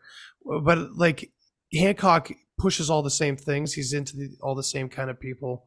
So I think that's suspicious. But this other angle is the ancient alien shit that I always talk about. And this fucking guy, Brandy, I know you know who I'm talking about, Jack Sarfati. Are you guys familiar with the name Jack Sarfati? Nope. He is a physicist, and he's been in the public eye for a few years. And he reached out to me when I, like, within 4 months of me starting my show, like I had almost no following whatsoever. And this guy reached out wanting to come on my show to talk about how when he was a little boy, robots from the future called him and told him that eventually he would be part of a team, a very prestigious team that was going to solve all of like the future problems and make contact and all this kind of crazy shit. So fast forward, he's a physicist or becomes a physicist on all this intuition he's got, and ends up forming this team with all these like usual suspects in like the UFO world. And turns out he was an Esalen guy, and he was in the fucking hot tubs all the time with people like McKenna.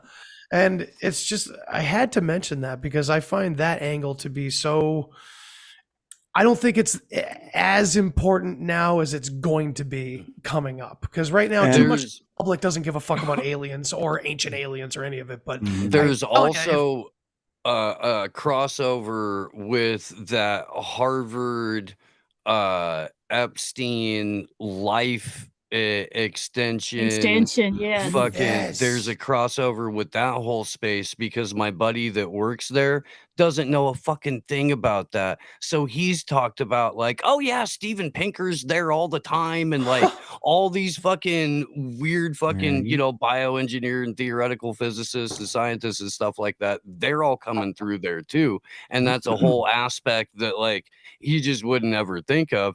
He's trying to protect the celebrities that are coming in and stuff like that. He's trying to protect like the people who are going out and shaping cultural narratives, which is something that definitely does come out of Esalen for sure, or like counterculture narratives. Well, that's like part of the mind war and the Russian mind wars with it. And that's Aquino, right? Didn't he write Mind War? He got it from somewhere. Yeah. Well, one of the things I noticed a lot about all of these people is they're social scientists too. Well, there it is. They're really lifetime just actors. The expert in society. They're born into it. They send them off. You don't hear or know that they're really related. And next thing you know, they are popped up and propped up in these key positions because they were raised to go into that position to make a change at this point in period in time, so that they can keep writing the same narrative over and over again to a different culture and different society, so that they can always have that power. We just don't see the changeover. It's always changing hands. Oh, you know something different too with the Esalen. I was going to mention real quick. Maybe you might know more, Steve, or somebody else. But like I think Matthew was even showing how that ties to like the echelon, echelon, however you say them. They were also kind of big into like universal basic income. Like that was the Yang, Andrew Yang. Andrew Yang. And Joe Rogan Experience episode 1245. He brought up Andrew Yang, who's somebody that I know from New York. I know, is he? Maybe he's not. Maybe I might be confused. I think he was an independent. But he's Rogan talks about he was UBI all the time. he That was was in big for that. Obama's cabinet and he was running in the Democratic primary. And then after he got like less than 1/10 of a percentage point of anybody's vote, he was like, I'm independent. And now he's got this thing, or had this thing called the Forward Party, where it's like a bunch of weird people. It's like him and Christine Progressives. Todd Whitman from New Jersey, and a handful. They're not progressives though. It's like half Republicans and then a bunch of mainstream Democrats, but they pulled like Crystal Ball and Kim Iverson and a bunch of other people from like that progressive media space in too. Yeah. Also, Well, It could be a yeah. could be a morphing of the progressive movement, maybe, because that's been going on for 100 years. We're identifying that as the New World Order, or the Trojan horse within which the New World Order entered America was really through progressivism. Yeah, we're covering that at great depth every Monday night on this channel with Dwayne, with the Rise of the Expert. And the other thing I want to add about Esalen too, I'm sure you guys all know it, but even the founders of Esalen identify Aldous Huxley as the inspiration for building the thing in the first place. And they just did a renovation there for the general meeting room. Mhm. And they called it the Aldous Huxley room, and it was built on top of the old Huxley room. So, we and I think we all know this too, that he's identified as the head of MK Ultra through Jan Irvin's work, where Stubblefield admits it on camera. But we also have all kinds of communication between Huxley and all of the major MK Ultra doctors. So, we agree there that he's probably the head of MK Ultra. He's giving all kinds of advice to these guys. So, Esselin's important for sure for the counter narrative. We're talking counter narratives for sure. Even the gateway process, Mm. they have this thing called their rainbow room. When you go into this one hall, and they have, you go through the red arch, you go through the orange arch, and these are people who was associated with the CIA, but putting out these meditations that people just, if you want an out of body experience, we're going to go here. We're going to do this gateway process. They're putting out these meditations. They're having people so-called trust them to be, so that they could try to remote view. And it's like, are you seeing out or are they seeing in? And then, like I just posted the other day, now we have all these musicians that we already know are caught up in the whole game, putting out their own meditation music just for a different audience. Because we had the CIA rap game, now we got the CIA flute game. Andre 3000 putting out a flute album. Man, that flute album is slapping though. Yeah, I can't hate on it too much, because the guy kind of seems like he's trying to get away from. But then again, as I'm catching myself say this, the whole point is to look like you left it. Like, that's what I hate. Have you noticed that every fucking red-pilled celebrity in Hollywood is a diehard Catholic? Oh yeah. What's that all about? Well, all the Jim Caviezel's of the world? What the fuck? It's the natural. I mean, they're not necessarily the natural, but it's the I'm taking dabs and it really looks like smoking drugs, so I'm not on camera right now. I'm gonna smoke drugs on camera right now. Thanks for the inspiration. I am smoking drugs on camera. Yeah, no, right I now. smoke a joint, but They're all from Esalen. Looks like drugs. Really looks like drugs. Yeah, dabs is a different situation. Yeah, it feels different too. You get all slumped over and everything. Well, I don't, man. I don't know. It does. Well, Steve, you're a heavy hitter, man. Does the opposite for me. Intermission. Yeah, intermission. Weed. Yeah, by the way, I really appreciate everybody being here, on the stream with me and people checking this out, because I'm new to the whole streaming thing and it can be stressful, and I'm not good at multitasking, and I'm sorry if I'm not reading a lot of the comments, and I'm trying to, and bringing up questions, but we've got a good amount of people watching. I appreciate all of you guys being here. His brother, Julian Huxley, is scientist that is huge in eugenics. Yeah. Liza, thank you. We've talked about that for sure. Yeah. UNESCO. It's the Huxley family for sure.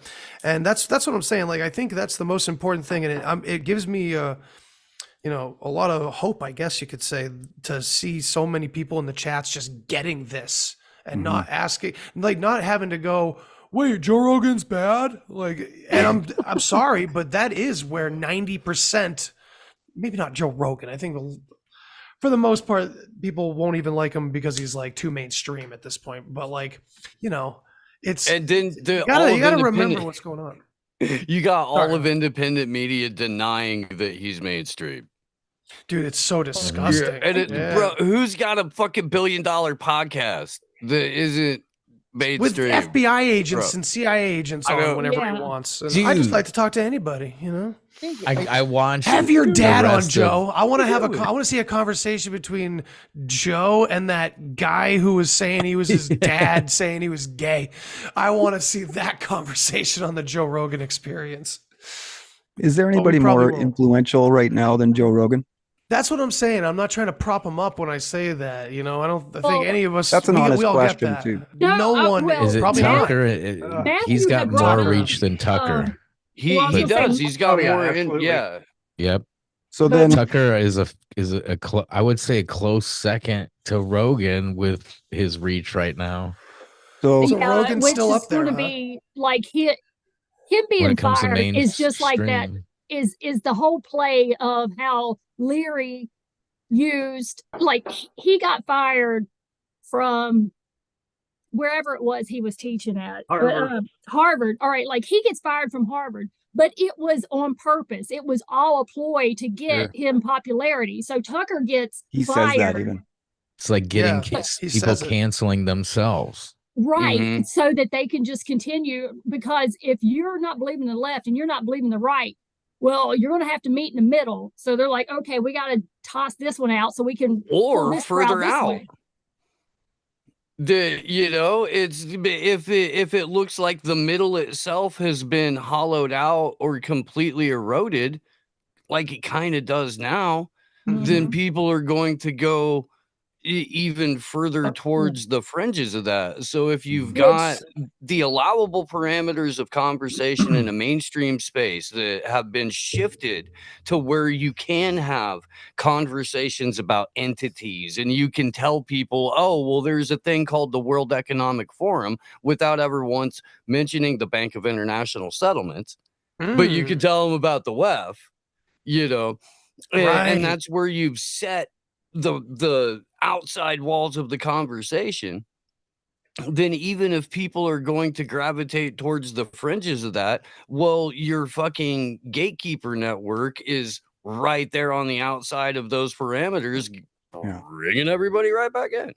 And that's what me and Andy have said, is like, we look at these bigger podcasting groups and your attention is on them, but you have set your bar and you're listening, and your discernment so low when it comes to the other listening that you're doing for people who have 15,000 followers. You're like, oh, okay, well, I'm gonna trust them. No, don't do that, because they're at every level. So if they can't get you at these larger levels because you're going to go hide, they're going to get in the rat hole with you. So we talked about, believe them. Yeah, Brandy, we've talked a lot about micro influencers and how useful they are to businesses and all sorts of things, but also to counter narratives. That's why the Dave Rossies of the world exist and are compromised the way they are at that level, and also at Rogan's level. Because they know that eventually most of us are not going to buy into the billionaire podcaster rebel. Well, and too, like with Alex Jones and like Matthew, or the supplement selling millionaire fucking conspiracy theorist. Well, he had said, when Alex Jones goes to retire, who's going to take his place? But you see how, Alex has gone, blown up, and people don't really trust him so much because he's done some real stupid shit. But you see him breaking his show down. Now you got Jay Dyer on there. Now you got the Hotep guy. You've got Dyer. Yeah, you have all these people filling in. And it's like, okay, these are these next people that he's graduating the show to, because they were put out there to play their parts. And now they're coming together into this whole network.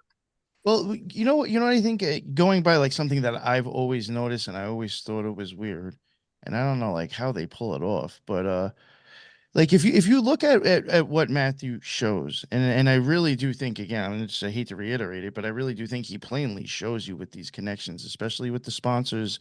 But I do think he really does show a connection with Elon Musk, Alex Jones, Joe Rogan, Eddie Bravo, Aubrey Marcus. He shows that whole line and connection. Now, if you think about all those people that they are associated with that are below those names, Yes. all those shows now always promote them. Platform And then now when us little shows say something, those little bit bigger shows that are underneath them send their cronies to shut us the fuck up. Mm-hmm. No, it is a ugly ass and vacuum of information. Like nasty little ravens. Yes. That is exactly what goes on in the conspiracy community. No pun intended. They'll send their little. They'll send their top lobster at you. I'm telling you. The thing is, now, if you consider Alex Jones, Joe Rogan, Elon Musk, Eddie Bravo, and Aubrey Markey, you consider that whole Brian Callen being into some crazy shit. You're gonna have to then consider, if that is all true, about 80% of what people believe in the truther community, we just realized they've been fed a pack of lies. We can't handle that, and it's such a big, huge money-making generating machine. They're not going to let anybody else fuck it up either.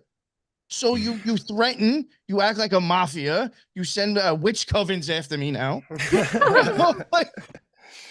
Or they come as friends, as you were saying earlier, Nick. You know, so many of us have gotten the message in the inbox like, "Hey, man, you okay? Everything cool? I don't know if like they're controlled op or anything. They seem cool, bro." Get a lot of interesting messages and things like that. But I was told that you're not going to get interfered with unless you fuck up the money train, and then the big J's come down on you. I was told that by a big podcaster. Well, you will. So you can pretty much say whatever you want, but if you interfere with the money train, then they're going to stomp on you. You'll get. What do we? And this is going a little off topic, but this is yet another thing that Matthew, I think, if he was here today, would be completely disgusted by. What do we think of big time, influential but still pretty edgy conspiracy theory shows promoting presidential candidates? Fuck them in the poo end. Woohoo! Turn them off. That's from authority, folks. Are you talking about the Trump Moonies? No, I'm talking about seeing RFK. I'm seeing RFK promotional emails being posted by big time conspiracy. Oh wait, he started in comedy too, didn't he, Greg Carlwood? Fucking hell. But anyway, he's promoting. I refuse to believe anybody's ever laughed at anything Greg Carlwood said. I'm going to need to see tape. I mean, I would have to at least hear something that's not written in front of him before I can judge that. I got to see tape. I want to see a tape of Greg Carlwood doing crowd work. He's supposed to be a comedian? Well, he started out as stand-up, but it didn't work out, so he went this way because it's a career choice. It's not about it's entertainment. It's not about. And hey, listen, he's talked to some heavy, like really intense people that I appreciate, and he had like that's a phenomenal body of work that guy's got there. Yeah, and again, we could say the same thing about like Rogan and other people too. Like, I don't want to say respect, but there's genuineness there, and there's also legitimate data and all the right pieces to get our attention, Again. Well, that's how they sell the lie. You have to have at least a percentage of truth for it to be believable enough to get you the attention that you need to steer that narrative. Right. You got to at least know how to drive the car to get people where the fuck you're going. So how do you not become those how do you not become those podcasters, those content creators? Like, I mean, do your own damn research. Do that, but I mean, don't necessarily put this as your career, maybe, or I don't know. Like, does something become so? important that it like you lose your morals? Is it money? Well, I don't know. Profiteering. Yeah. Like, why would you invite, like how you said you didn't have Roger Stone on and you knew why you didn't? But there are people that know good and well that man is filthy as fuck, but they're like, well, that's going to give me some Clickety listeners. click. So I'm going to put him on there. That is so big. That is so big amongst podcasting. People will have people on that they really don't even give a fuck about. But I remember thinking about doing it in the very beginning, like, oh, well, and actually like having someone on that I definitely respected and wanted to talk to, but was too out of like way over my head, you know, like, oh my God, how am I going to interview this guy? You know, I'm not a professional interviewer. This guy's awesome. He's done a million interviews, you know, and like, well, who cares? At least he's a popular, you know, as a young, dumb, like brand new podcaster, like, but that was like the most anxious, like anxiety ridden thing I ever did. So it's like I couldn't bring myself to do it anymore. It felt so fake and inauthentic. If I didn't have legitimate questions to ask somebody, I did it. I canceled on a guy a few weeks ago that was like 6 months out. That was his delay in how long I had to wait to get this guy on. But 6 months ago, I liked what he was saying. And now 6 months later, I'm like, oh, that's where he got off the bus. And I can't fall. I'm not going to, I have nothing valuable to ask him. You don't want to have to make your audience go backwards. Thank you. Exactly. That's a great way to put it. Yeah. I have too much respect for the people that have been listening to me. About you, my friend. I do. I appreciate that immensely. Cool, man. Thanks. Yeah. That means a lot. Well, Dude. I think integrity is the thing that we're really all talking about right now. And Matthew North, it was kind of like our little beacon of integrity. And like, he doesn't really get a lot of credit. And that's why I wanted to do this episode. I mean, we didn't cover everything and we can still keep going, but we're not going to cover everything. But at least this many more people might know who he is or know who he was. Oh, God, I don't know. Sure, like, yeah, I know for me and probably for you, Andy, and even Brandy, even sharing his stuff, sometimes you've had like comments and things said. Like that's from other conspiracy theorists or other podcasters. I'm now getting the AI Why porn is there- advertisements. why I'm now is there getting all the censorship? bullshit Twitter ads. As soon as I'm talking about doing this episode, boom, boom, boom, boom, I'm getting hit with all these fake AI ads. I got that people are the talking about. wellness company. Remember? Yeah, you I got the wellness I got company. the wellness company. I was like, fuck you. Oh my God. No. And that's how deep it goes, because eventually it's going to, like, the fake fuckers are waking people up, quote unquote. Like, you got Malone and you got Brett Weinstein, you got all these guys talking about the COVID cult fucking over Americans now. And it's like, eventually the people that are going to convince my old parents that like are just, you know, patriotic about everything blindly, like, eventually they're going to get woken up. Like, why? What is being co-opted here? It's all too much. You know, we got to stop listening to these people. I don't know how. But you know what's I forgot to mention it before. I mean, not that I'm like trying to brag, because really, I mean, who knows what happened, because there is two ways that this happened. Either it came down or Jesse took it down. But you know, even when I posted up that episode and shared it in my story and posted up something on Instagram, it did come down like 2 days later. On you from YouTube? It seems like somebody is interfering with this new narrative, and they don't want people looking at it. People like, where's the link? I'm like in the story, and I'm you know, I forgot about that. How it is. People will ask silly questions on social media, and I had it in the story, and like people were like, "Where's the link? Where's the link?" I'm like, "You fucking retarded." The story. I don't know. It's down, and did you notice on TikTok when you posted Matthew North's name? Did you notice whether or not your views were consistent on TikTok when you posted his name with the rest of anything? Because like normally I don't get a lot of anybody looking at my shit, but it's at least, you know, 200, sometimes 500, 600, maybe. The moment I put Matthew North on there, in over 2 days, it's like 7 views, 10 views. So it's just like the mention of his name. They're like, no, we're not doing that. Yeah, I get the same with Brandeis. Yeah, dude, I find it on Instagram. Brandeis, it's just, I get maybe one. It's usually the people that come to my site to see what I've shared that'll like the Brandeis, but it doesn't float, you know, out into public. You can definitely see that it gets suppressed. Dwayne, when I try to hashtag stuff for our episodes about the Yeah. expert and everything, I'll try to Mhm. hashtag Louis Brandeis.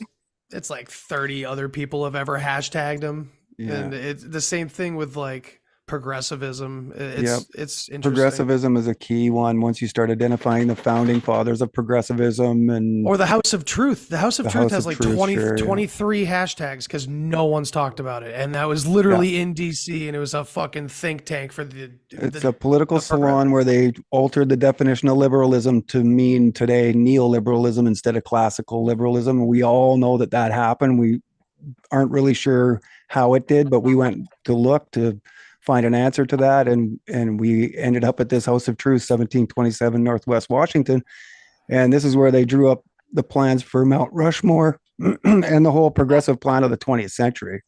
And so we talk about counter narratives, I think, and influencers, social influencers. This really started with who they call the father of modern journalism in 1914. 1921, he wrote Public Opinion, Walter Lippmann, and he was really like he'd gone through Harvard. He was trained under William James. He was having tea with William James every day, the inventor of pragmatism. But he was being trained as a political philosopher under George Santayana, the guy that's famous for saying those that don't learn from the past are condemned to repeat it. And what they were trying to do was form him into a political opinion leader, and that's what he became. He had the longest syndicated column, Today and Tomorrow. So you see in the language that it's progressive. They're not talking about yesterday. This is really a trick that they do because it's about ends and means. And so they prop up a picture, a fictitious image of utopian socialism. They can never show you what it really looks like, but they promise something great. The future will be perfect. And obviously, we see here through the 20th century that the means have been ugly. And they've been trying to coerce us into things that, we're going to fight against and resist forever. But, these are influential leaders. It was all designed based off this model that they'd created with Walter Lippmann. So he's a really the first foreign affairs minister or foreign affairs opinion guy in the States. He's really the model that Kissinger and Brzezinski are followed. I've got a book on my shelf where they go right deep into, why Lippmann was there. And so it's important to know that they started this over 100 years ago. And I look at guys like Rogan and Alex Jones as kind of the new modern version of that. Even a guy like Noam Chomsky. Noam Chomsky wrote his book, Manufacturing of Consent, directly taking the term that Walter Lippmann coined. And so, this is important to understand. I mean, Chomsky gets the credit for that. But Ed Herman, his co-writer. Well, he's the guy who did most of it. Do you know how you attach your name to somebody else's book because that's how it's going to sell? Yeah. Yeah, they do the same with Wilson, the New Freedom book that he apparently wrote. In the first sentence of the introduction, Woodrow Wilson admits that he never wrote it. So this is another key aspect to counter narratives is, I doubt that any of these, this is one of the things that I find amazing and how fast some of these online personalities come out with books. I'm trying to put out a book for the last 10 years and it's daunting. And I see some of these guys putting out a book every year. It's pretty fucking crazy, isn't it? Dude, I've had 3 that have been kicking around for about 5 years and it's, Well, you've got this thing, they call it the military memetics, which I seen it through DARPA, but I found it through the Burners website, where people, when we go to the mind wars and the cultural change agents that they put out there, and we know that they use the media, the memes, these pictures, and I think that's what most people think. Oh, a meme is a picture, and that's meant to change your perspective. But it goes even beyond them using the memes, because their definition of it is not our definition of it. Their definition of memes go into even movies, goes into the newspapers, goes into the books that are being published, and they've been doing it forever. they use these books, they put them out there, and people go and read them, and then that they incorporate that part into their lives, not even knowing that they had just bought into a cultural system that was meant for them to absorb and change and to regurgitate it back onto, like, now we have social media. And the way we see memes now are pretty much just sigils. They are a condensed little snapshot of the whole process and thought. And it conveys so much quicker because that's just where we're at right now. Yeah, I would say a meme is really just a syllogism without a conclusion. The conclusion's left to the viewer or reader, right? So they formulate a proposition, but they leave the viewer or reader to make that conclusion. Which is part of just the experiment, because you can see easily where people will go with it. We've got so many algorithms now and so many scrapes. All you have to do is go in, look at who these people are, what their personality is, because you put it out there. You just go ahead and search the words that would bring that up. You use that terminology, and you've formulated a whole custom crowd base that you can look and say, well, these people right here, this is how they're going to react to this. So we need to reformulate this next movie to incorporate this because we need them to go this way. And that's total social science, right? That's researching human beings and then applying that information back onto them in a feedback loop, like Norbert Wiener, the founder of cybernetics, on a grand level. And you're more likely to take that path that's somewhat familiar to you, because most people don't like too much change. Yeah, well said. So I came upon this other thing that you sent me, Brandy, this Trump Movement Council for National Policy. I think these are Matthew's notes or something. Those are his notes. Yeah. That's Matthew North. Yeah. Dude, I updated some of his, I updated some of the links because you can't get to some of those links. So I had to search through, and I didn't correct his spelling and the grammar and everything, but I couldn't download those notes. So I had to take a screenshot and copy and paste all that stuff onto a document to get it. Thank you for doing that. Thank you so much for doing that. Excellent. So this is unreal. I feel that's where I first heard of the Council for National Policy was Matthew North. And you know who's mentioned on there? Dumbass Nikki Haley. And he actually put on there that she is actually retarded. He put that in fucking brackets, actually retarded. Oh my God, I would love to find diagnosis. Yeah, understanding the right wing aspect to it all, right? Because it's easy to see the left wing aspect. It's easy to see that these guys come through the sentimental door of liberalism, but it's a little harder to see the right wing aspect of it. We've read the documents, I think, have gone through that. I've seen Matthew North talk about it a little bit, and the Council for National Policy or National Research. That's a key hub to it all. They all kind of connect to it. And he's mentioning mind war. Yeah. He's talking about everything in here. This is nuts. He's got citations he just mentioned Peter Thiel at the top. I'm not going to read this whole thing, obviously, but I think I should share this out. We should share this. Yeah. Yeah. We should be getting that out. If it's true and in the public interest, we should be putting it out. Yeah. Just thought I'd share that for it's now. It's an incredible info dump, man. I would like to read that, actually. Yeah. We'll share this around. Yeah. And if I can put it in the fucking show notes, I will, or I'll post it whenever. I think that's an important thing too here. Maybe that's why we're here, is to identify where they ended off so we can keep going. I know a lot of us have gone past even, where Jan Irvin was and where Matthew North was a year or 2, 3 years ago. And I will say, which I'm glad that I got confirmation through Carl that he gave Jan Irvin the information for the brain, because even that app, those connections through there is incredible. I would love to set up my notes the way they did the brain, because it is extensive and it's a good place to start. To be clear, I got to tell people that what I gave him was everything about the Peyote Way Church, the Native American Church, Mormons and Peyote, If you type in Mana Trujillo or Mana Apache on that brain database, everything that comes up is all my material except the Wikipedia shit. He had put that in himself. And on that stuff, you could still see my handwritten notes. I read this book. I'm waiting for this one. These 5 pages talk about, that's all my writing. He just copied and pasted it right onto the database and didn't even get rid of my damn text from the emails. But everything on that, if you type in Mana Apache, whatever, all of that and all the links, it's all my work. That's the. What kind of tips do you guys have for identifying counter narratives and people that are trying to steer you the wrong way? Provocation.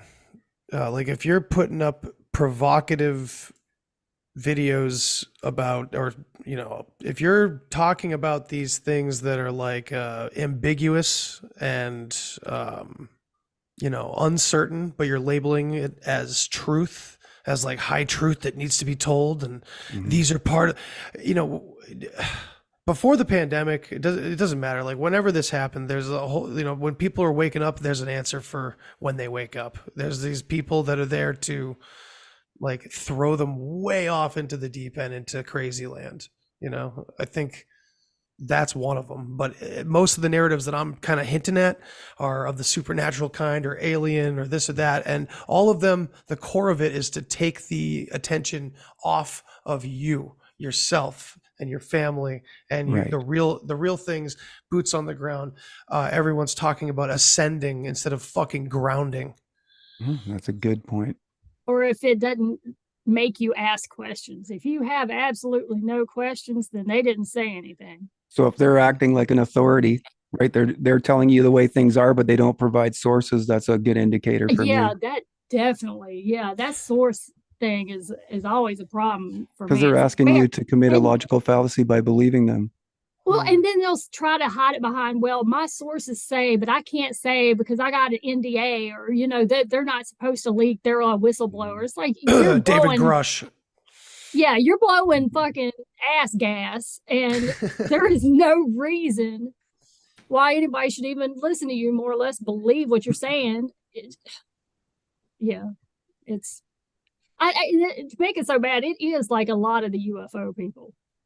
They are just that whole subject's fucked, because the skeptics that are making any waves at all are just the green streets, the classic skeptics that say there's nothing in the sky.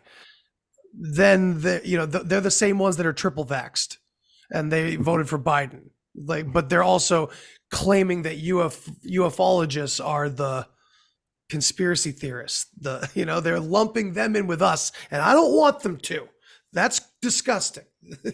Because it's not the same damn thing, I just that's kind of what I see. It's all about taking away from humanity and the humanness that we have, whether it's ancient conspiracies, modern conspiracies, futuristic shit that's going on with consciousness, psychedelics, paranormal, whatever you want to talk about, any topic you want to go down. But I mean, that's just my personal perspective on it, and I'm a little hard-nosed about it because of like things like the Bach saga and shit. It kind of took away all the supernatural shit out of mythology for me, and it made me realize, oh, they've hijacked our entire human history and given it away to people you can't put handcuffs on. I would say that the majority of all of the disinformation is to get our attention onto something other than where it's supposed to be. Like, we said a while back that data was the new oil. I remember that maybe 2016, 2017. And now, and I see this in 100-year-old literature that they're writing, that the attention is the key part. So even if we're paying attention to something on the mainstream because we are watching what they're doing next, it's still us paying attention to them. So in a way, we're validating them. Making sure that we pick a side and that we're fighting is key to it. It doesn't even matter what side we pick. We just have to be on a team. Exactly. And it's the people that are just trying to put out information so that, the people that are watching it can make up their own mind or add it to the larger puzzle that, they're trying to put together. Those are the people that try, that are most marginalized because they're not going here. If you don't stay on this team, or if you don't buy this particular team jersey, then the globalists win, or the Satanists win, or the Republicans win, or whatever. It's just, it's nonsense. Labels are important. Anytime you hear them labeling, and especially keeping you in a conversation of right and wrong or black and white, those are dilemmas when there's only two options. That's like a classical tactic of theirs. So that's another indicator. Another indicator would be if the end result is you sitting on your ass doing nothing. That's a, pretty popular one, waiting for the savior. If they're promoting the savior, we see that with RFK now. He's holding the Israeli flag, so he's obviously a sellout.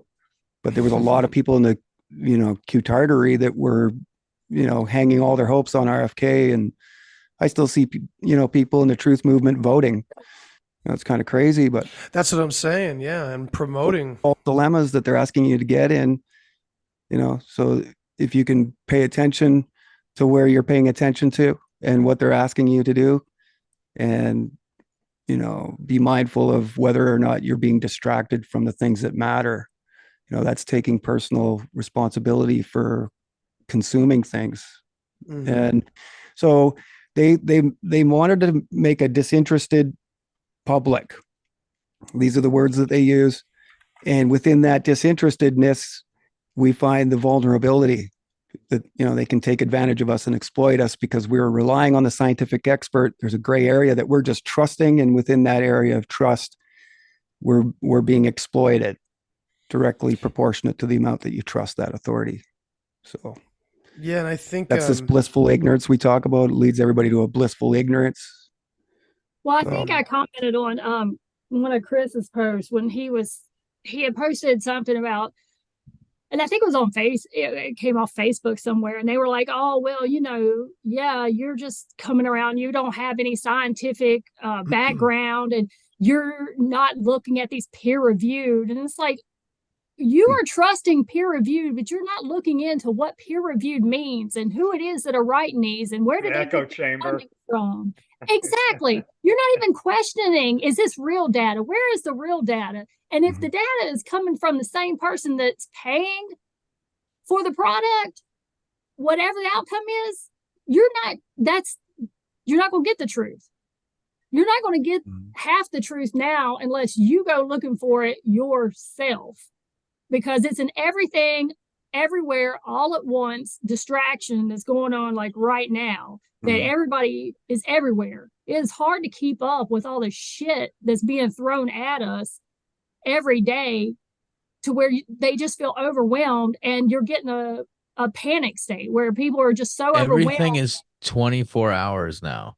Yeah. Everything is open like Vegas. Mostly fear-based. I mean, before, Vegas isn't even open 24 hours, man. Well, I've just lived there for the last 18 months. I'm just saying, like the news and shit, everything's happening like it's constantly being fed out in a way that it's worse I than guess Vegas. never was ever before like that, right? I mean, it makes me think of small town America, back in the day when the stores would be closed at 6, 7 o'clock at night, and the internet's not like that. They called it 24/7, and the information, the psyops, the news, the fucking constant trauma-based mind control shit is open 24/7. And it's often contradictory to everything else, and they call that narcotizing dysfunction. They were doing research through the Princeton Radio Research Project, and they identified that as a major way to subdue public opinion was through narcotizing dysfunction, they called it. And that was just the inundation of the mainstream with enough contradictory information just to paralyze people and not really know what to do, while also making them believe that they've been active just by presenting information to them. You just stand there waiting for something to happen because you don't know where fucking to go. Project Pogo shit. Yeah. I had a theory about that was gonna basically like borrow from the fucking Chomsky and Herman thing and call it manufactured confusion, because Sure. that's effectively what I've talked about that on the show for years. But I mean, that's effectively what they're doing. Yeah. I didn't know that. Just constant psyop, constant Walter Lippmann bombardment. talked about the expert, and in Public Opinion, he calls them entering wedges. So that makes a lot of sense, right? That this is really what they're devised to do, is to just get between you and whatever it is the source. And that's actually another good indicator as to controlled narratives. If they're removing you from source of information, knowledge, spirituality, your family, all the important things, if they're removing you from those, there's a dead giveaway. You're probably not wanting to trust those people. Yeah, someone said in the chat, like, I think they're trying to make the true spirituality like seem crazy, and I absolutely agree. When you have everything under the sun is valid now, and it's all, as I talk about endlessly, it's just all converging. I see the psychedelic community, the New Age, the Western religious. It's all being kind of corralled into believing in one thing, and that's still not going to be a real thing. It's, you know what I mean? It's, well, they're trying to make it the sum total answer to the woke, right? And they're trying. That's where you get the overreaction with all of like the Orthodox Catholicism. And it's where you get that severe pendulum swing to where everybody that is now talking about like, oh, it's the woke mind virus. I want to go slap somebody with like a live fish in the face with they say woke mind virus. It's just but I mean that's where those pendulum swings come in. And yeah, if you can't the the like, I don't know, the woke that are pushing like the whole trans ideology and shit like that don't seem to want to have anything to do with any sort of spirituality, psychedelic, traditional, or otherwise, so that part of the community is getting lumped in with Orthodox Catholics and UFOs and everything else. Something I've noticed. Yeah, go ahead, Nick. Right now, or in the last few years, and I feel like it even goes with conspiracy, or like the right, or the truther movement or whatever. I do think you have like the right, the left. I think the last few years has taken advantage of some of them, like the 2 or 3% of the more crazier thinking people, and they've like pimped them out for their own financial gains. And then, really, I hate to say it, but in the truther community, I mean, or the right, you really have like they're kind of taking advantage of the people who really believe in some of the most silliest delusions. And they're pimping them out financially through donations, paywalls, GoFundMe's. Dude, yeah, man. $1,500 to be a guest on a podcast. Yeah, dude. What? 5,000. What was it? $5,000 to get behind the scenes and know it all. Oh my God. I don't even want to know. I didn't hear that part. And Q Tartary is largely directed at the right.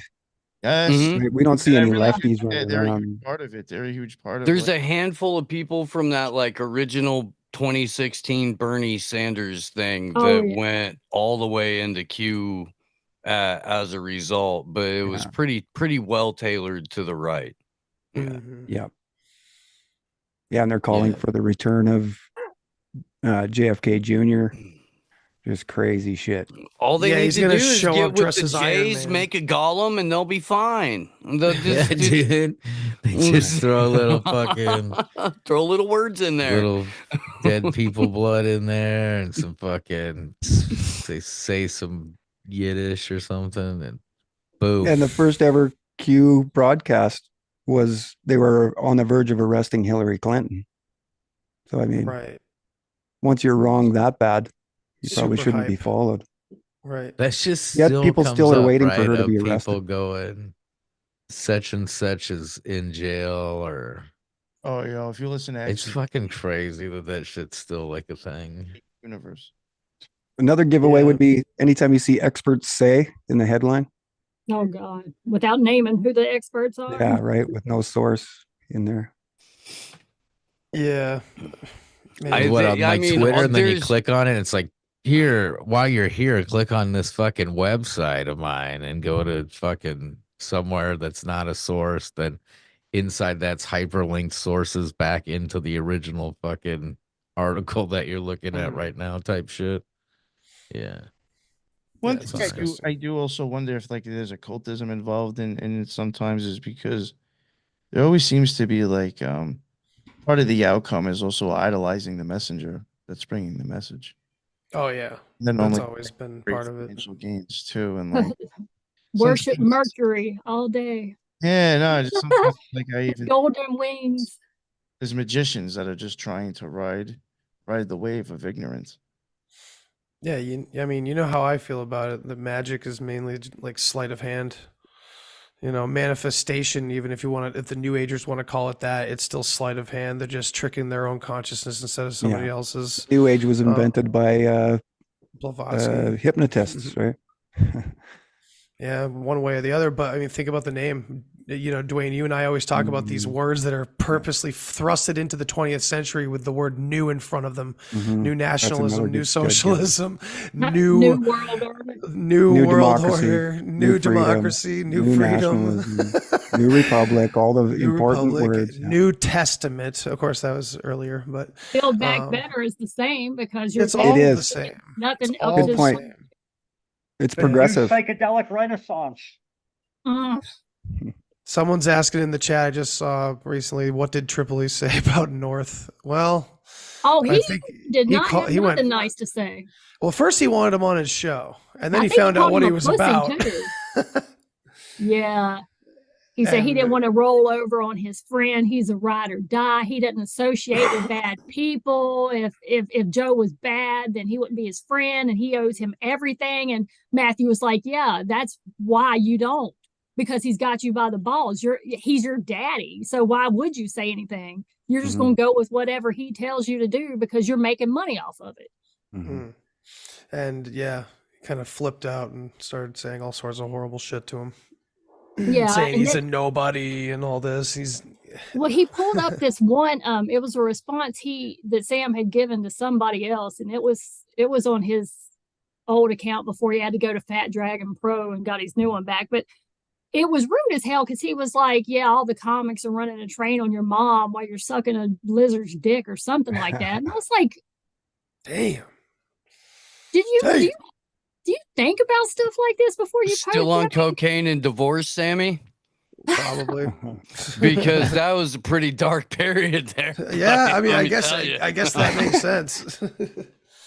Well, yeah, but I mean, regardless, the propping up of Rogan, the fear of Rogan, I think it's a level of fear because like there's many rings around him.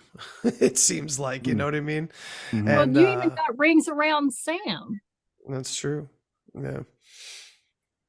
Yeah, it's all like microtransactions. It's all like a hive mind basically in some way or another. Another guy that should form in there, you're gonna have a hive mind. I'm a ring around Sam. You want to ask me anything?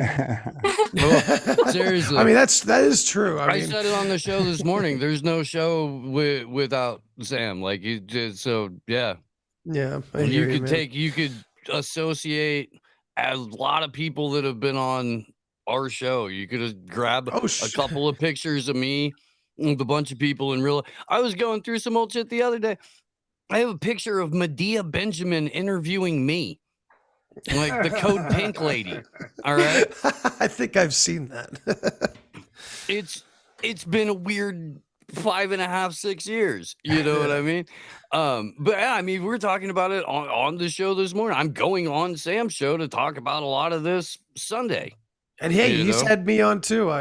Full disclosure, I've been on his show too, and he almost brought the box saga up to Joe Rogan because I was on his show. I was on He Tinfoil tried Hat. to bring it up. Dude, I was on Tinfoil Hat the day before he recorded with Rogan, and like right as Joe was like, "I got to take a piss."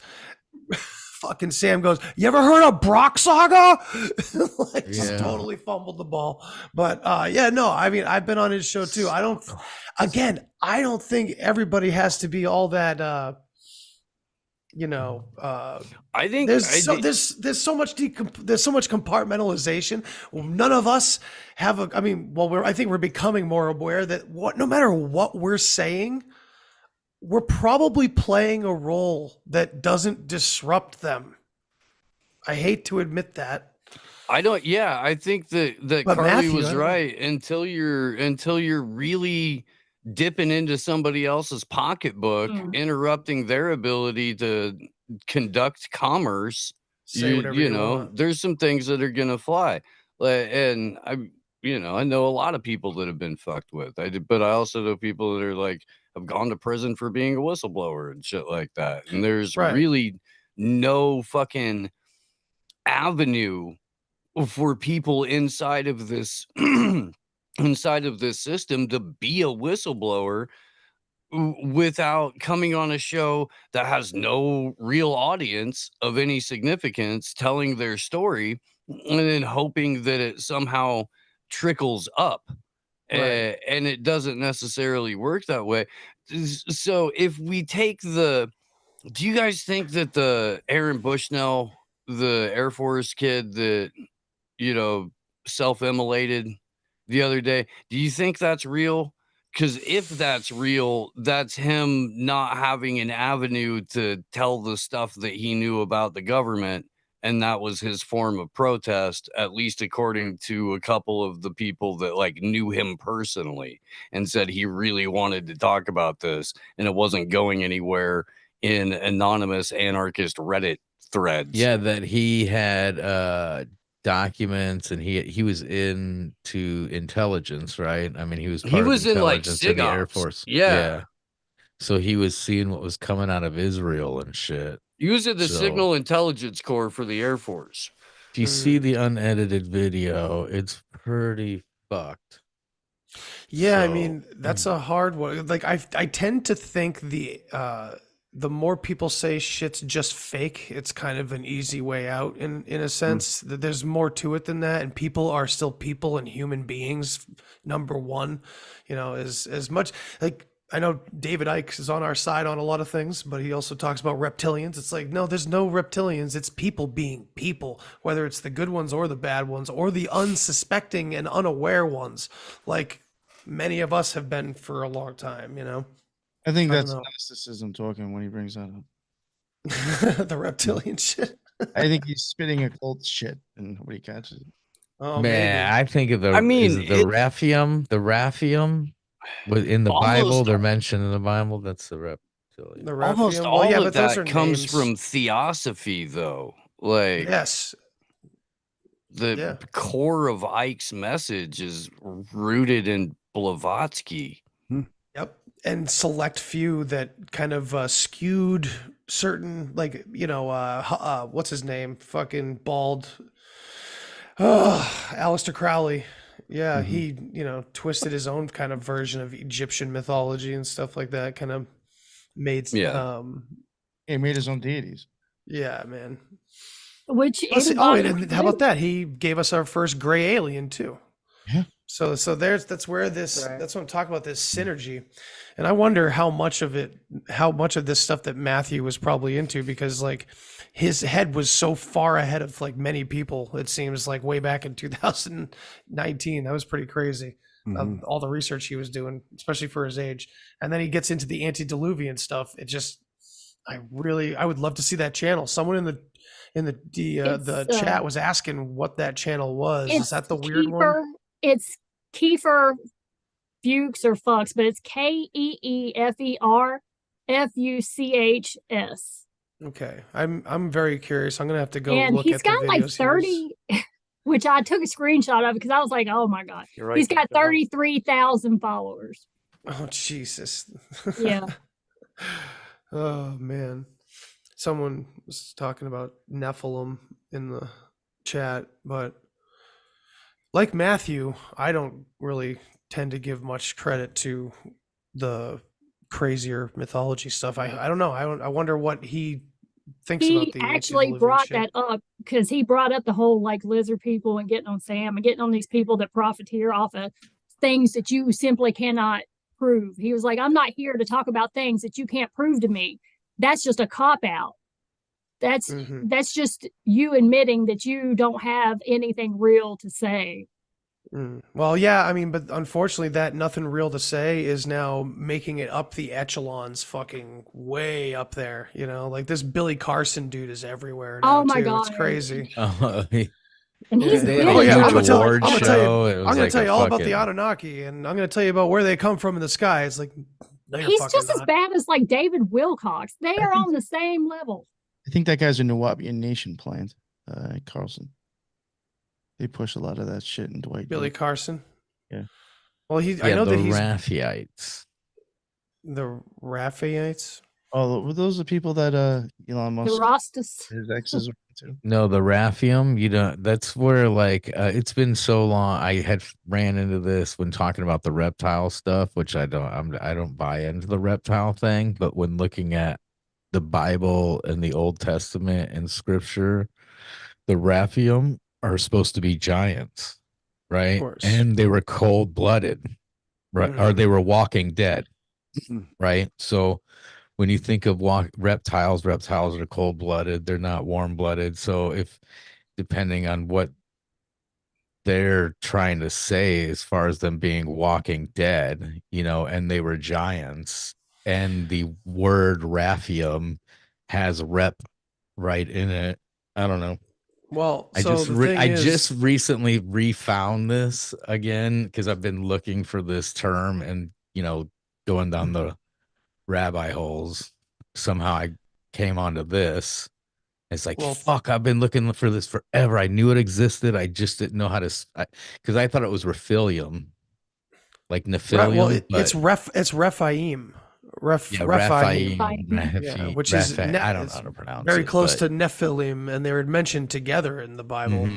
because there's but some sort of giant, but there's a passage in the Bible where they're referenced as like the Walking Dead or some sort of reference like that. And I just came onto these things again a couple days ago, so I yeah, haven't been able to get through every passage yet. I But this found a Bible, I have reference. everything underlined. So I found a reference to giant from the 1800s, and the way the word is used is so bizarre. So it's about the Susquehanna tribe, who it's like this is the tribe we get the word Sasquatch from, I'm pretty sure. And so this anthropologist is writing about them, and he says the Susquehanna are a giant people, thus they are attired. So attired does not mean they had clothes on. It doesn't mean they were really big, so obviously they had clothes on. That would be fucking stupid. But what it means is these were noble people. This was a nobility. So therefore they were dressed in expensive garments, because that's what this word attire used to mean. It meant like not everybody was attired. Attired was dressed lavishly in expensive Decorated. garments and materials and decorated. So it's interesting because giant is over and over again, we find it being used as more of a nobility concept, but that doesn't necessarily mean we take away from the idea of, well, these Well- weren't referred to as giants. They were greater than average. They were So there you go. larger. They weren't like it didn't just say giants with these guys. They came from a place, and it's just weird because there's a verse somewhere that refers to these guys as like the Walking Dead, and it just That's got really me interesting. thinking of like, fuck, dude, like if they're walking, there's somehow a lot, you know, there were people or whatever, you know. Or they could just be demoralized to the point of being inconceivable. Then it just made me think of the reptilian shit, because the giants, the reptiles, but yeah, I don't buy into the reptile thing. It's We're just gonna find interesting how that is, and then the rep and the rephium and all that shit. It's interesting. We're gonna find an ancient statue of Rick Grimes. Dear That's God. what's gonna happen. It'd be like, oh, it was that Walking Dead the whole time. Damn it. And it'll be like, oh, Damn his it. son will Like, forever that was be the greatest disappointed in him. promotion ever. Come on, So I need the Carl. raise. Carl. Carl. It's one of those shows I watched for a few seasons and then just quit. You know, Yeah, I could. When Shane lost his mind, I lost my mind. I was like, I'm sick of these people too, man. just fucking. I don't know whatever happened. They split off. A guy's in fucking Europe or something. Now there's 6 different shows in a movie. It's I was like, insane. oh, it's a soap opera. It's so unbelievably soap opera. Yeah, no, I got it's a a chick flick with blood. I gotta hop off, guys. I gotta shut down the shop anyway. This has been pretty epic, but I'm exhausted and I got work early. Yeah, it's been amazing talking to all you guys, and I appreciate you coming on. And yeah, this wasn't ever going to be able to like cover everything. I knew that, but I just wanted more people to be exposed to Matthew North and this whole perspective of things, because I think it's probably the most poisonous part. You wake up from the mundane world that you're sold all your life, and you think you're coming into some sort of massive community of like-minded, and in some cases that's absolutely true, but it's not necessarily what you think it is. Yo, you know what I was thinking one day, not to interrupt you, Andy, but I think this is a really excellent way to even explain it. At some point when I came into this community, I realized it was no different from being in the OTO. Interesting perspective there. I told a lot about what I thought it was really about. Mm-hmm.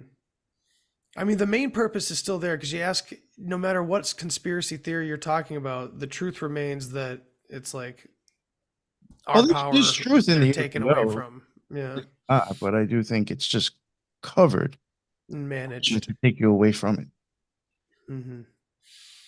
Lots. I mean, these communities seem to have a pecking order too, and a certain fascism of who can be exposed, who is allowed to have some time. I noticed it as an outsider of all of this, as an observer. There's a pecking order, a hierarchy among podcasters, and who gets shit tested or who gets, it's really weird dynamics going on. And I'm actually glad I don't interact with most of the people online, because I don't trust most of them, and most of them don't like me, and that's okay. I've always been on the outside. I never fit in with anything in my life, so I'm perfectly comfortable out here spinning in my own universe, and occasionally getting some time to share with some fine people. Yeah, we appreciate you, Carl. It's a cesspool out there, man. Yeah, sadly put, but yeah, you're right. It is, and it needs to, but like it has potential. There's so many people out there that like feel the same energy, like they want to like get the truth and all that, but it's just like it's not it's a comic book to everybody, unfortunately. And where it really gets dark is where it gets real, And a lot of us, this is very serious. It's real life for us. We were part of something, and we grew up and we're older, but for a lot of people, this stuff is just a quaint hobby and a goofy aside. It's like, I take it very seriously, all this kind of topics. Mm-hmm. But I see a lot of people that they just treat it like it's a hobby. It's a quaint toss off. Mm-hmm. And that's a disservice, absolutely, I think, to the real seekers. Yeah, we have to be better for sure. Yeah, and I think we have the potential to be better as long as people are just doing their homework. Hey, before we sign off, Andy Gerard shared with me today the movie My Dinner with Andre. Has anybody watched that movie? Yes. It's quite incredible. I recommend everybody go watch this. It's a movie that was released, and it's basically just two guys sitting at a table in a restaurant for over 2 hours talking, but it is incredible. It was released in 1981, so I was 10 years old.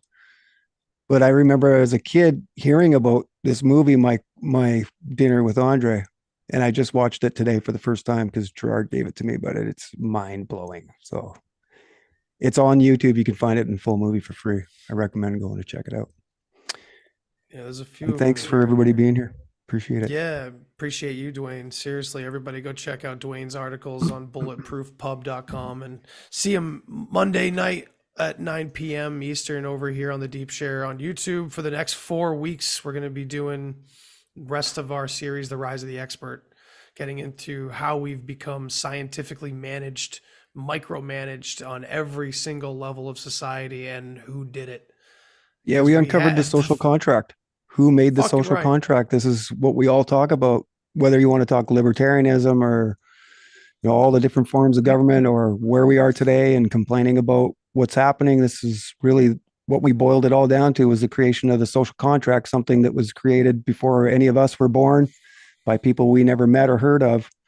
And so this is an opportunity for us to all, for the first time maybe ever, is to have open conversations about the creation of our social contract. So hell yeah, I invite you guys all to come check that out on Monday. Hell yeah, man. Chris from Rantcast, love you, man. Thanks for being here, dude. Yeah. You got any last words for us? Shit. Yeah. No, my brain is pretty cooked right now. I'm pretty tired. It's like 11 o'clock here. Yeah. Fair enough. No. Well, Chris, you stream what, I every did Sunday write night? a couple things down. Yeah, I try to. Yeah, every Sunday night at 7 p.m. Central Time. Fuck You can find all my links at rain.rantcast.com. And of course, and then you're on AM Wake Up, every that's right morning with this man, AM Steve Wake Up, Pokanen. What's up, Steve? Thank you so much for jumping in here. I'm glad you could. I always appreciate your perspective, man. Thank you. Hell yeah. Nice meeting all you guys. Heck yeah. No, all you guys should come on the show. Yeah, dude, I wanted to introduce you to Dwayne specifically, man, because I think you guys would have a wild conversation if you picked his brain for sure on the show. I think it would be a really good time. Sorry, I didn't mean to cut you off. That's cool. No, absolutely. Hook us up, Andy. We're here to make connections. We're here to make friends. I threw my email and my WeChat handle in the chat. Okay. Awesome. Yeah, people. I'll come find you. Yeah. Fuck yeah. It's pretty easy. But yeah, AM Wake Up Monday through Friday. Well, Friday's the independent review, which is Ryan Graham, who does these and that and a bunch of other cool stuff. But it's like just a mashup of a bunch of other shows from around the interweb on Friday. We're live Monday through Thursday, 7 to 10 Pacific, and amwakeupshow.com for everything. Awesome, Steve. Thanks for being here, man. Cool. Thank you, man. Fun. And Nick, New York Patriot. What's up, brother? Thank you very much for having me on. I had a good time. Dude, love having you on, man. And I'll send this to you if you want to put it out. Yes, too, please do so. And anybody, if anybody wants it, I'll send it out. But yeah, man, got any last words for us here on this wonderful topic that you kind of sparked re-interest in recently? I'm glad you were sharing it around. I guess I'll just plug my shit. Dan White Patriot Show, The Occult Rejects on all major podcasts and YouTube, BitChute, and Rumble. And like I said, I highly suggest to go check out his stuff. The kid, if you do double check a lot of his work, is pretty thorough. So yeah. And I will, I agree. or Brandy or I or whoever will post that massive work that he did on Trump. I'm sure you found it somewhere, but it will make it easier to find. Yeah, Brandy, thank you, of course, for being here and being the awesome, deep diving, hardworking researcher that you are. Thank you for putting a lot of this together for us. Yeah, got any final words before the show ends? Just definitely go look at all of it, like everything that you can find, and get into it. Don't just listen to him, because he'll take you down a lot of holes, but like really get into it. And then even to go further, go and look at the burners.me, because it goes into it too. And definitely like go read all of Carl's emails, because he is like in there where you wouldn't think his name will pop up. He's there. So all over both parts of that. There he is. Like he has lived through the conspiracy history. He's there. But it's also interesting, and he needed more support. So I feel kind of bad for that he just didn't get the outlets that he needed. Seemed like that, yeah. And it Yeah, he sucks. was an incredible researcher, man. My mind was blown when I first got turned on to Matthew. Yeah, especially his age. Yep. And I wish I had even known about him when he was alive. I had no clue who he was, you know. And in retrospect, it's like, damn, how much could have been avoided? But yeah, everybody, thank you guys for being here again, and love you all, and thanks for listening. Thanks for watching, and yeah, we will see you next time. And yeah, cool stream. Had a lot of people watching. Cool. Good night, everybody. Thank you, everyone. Later. All right, so I think we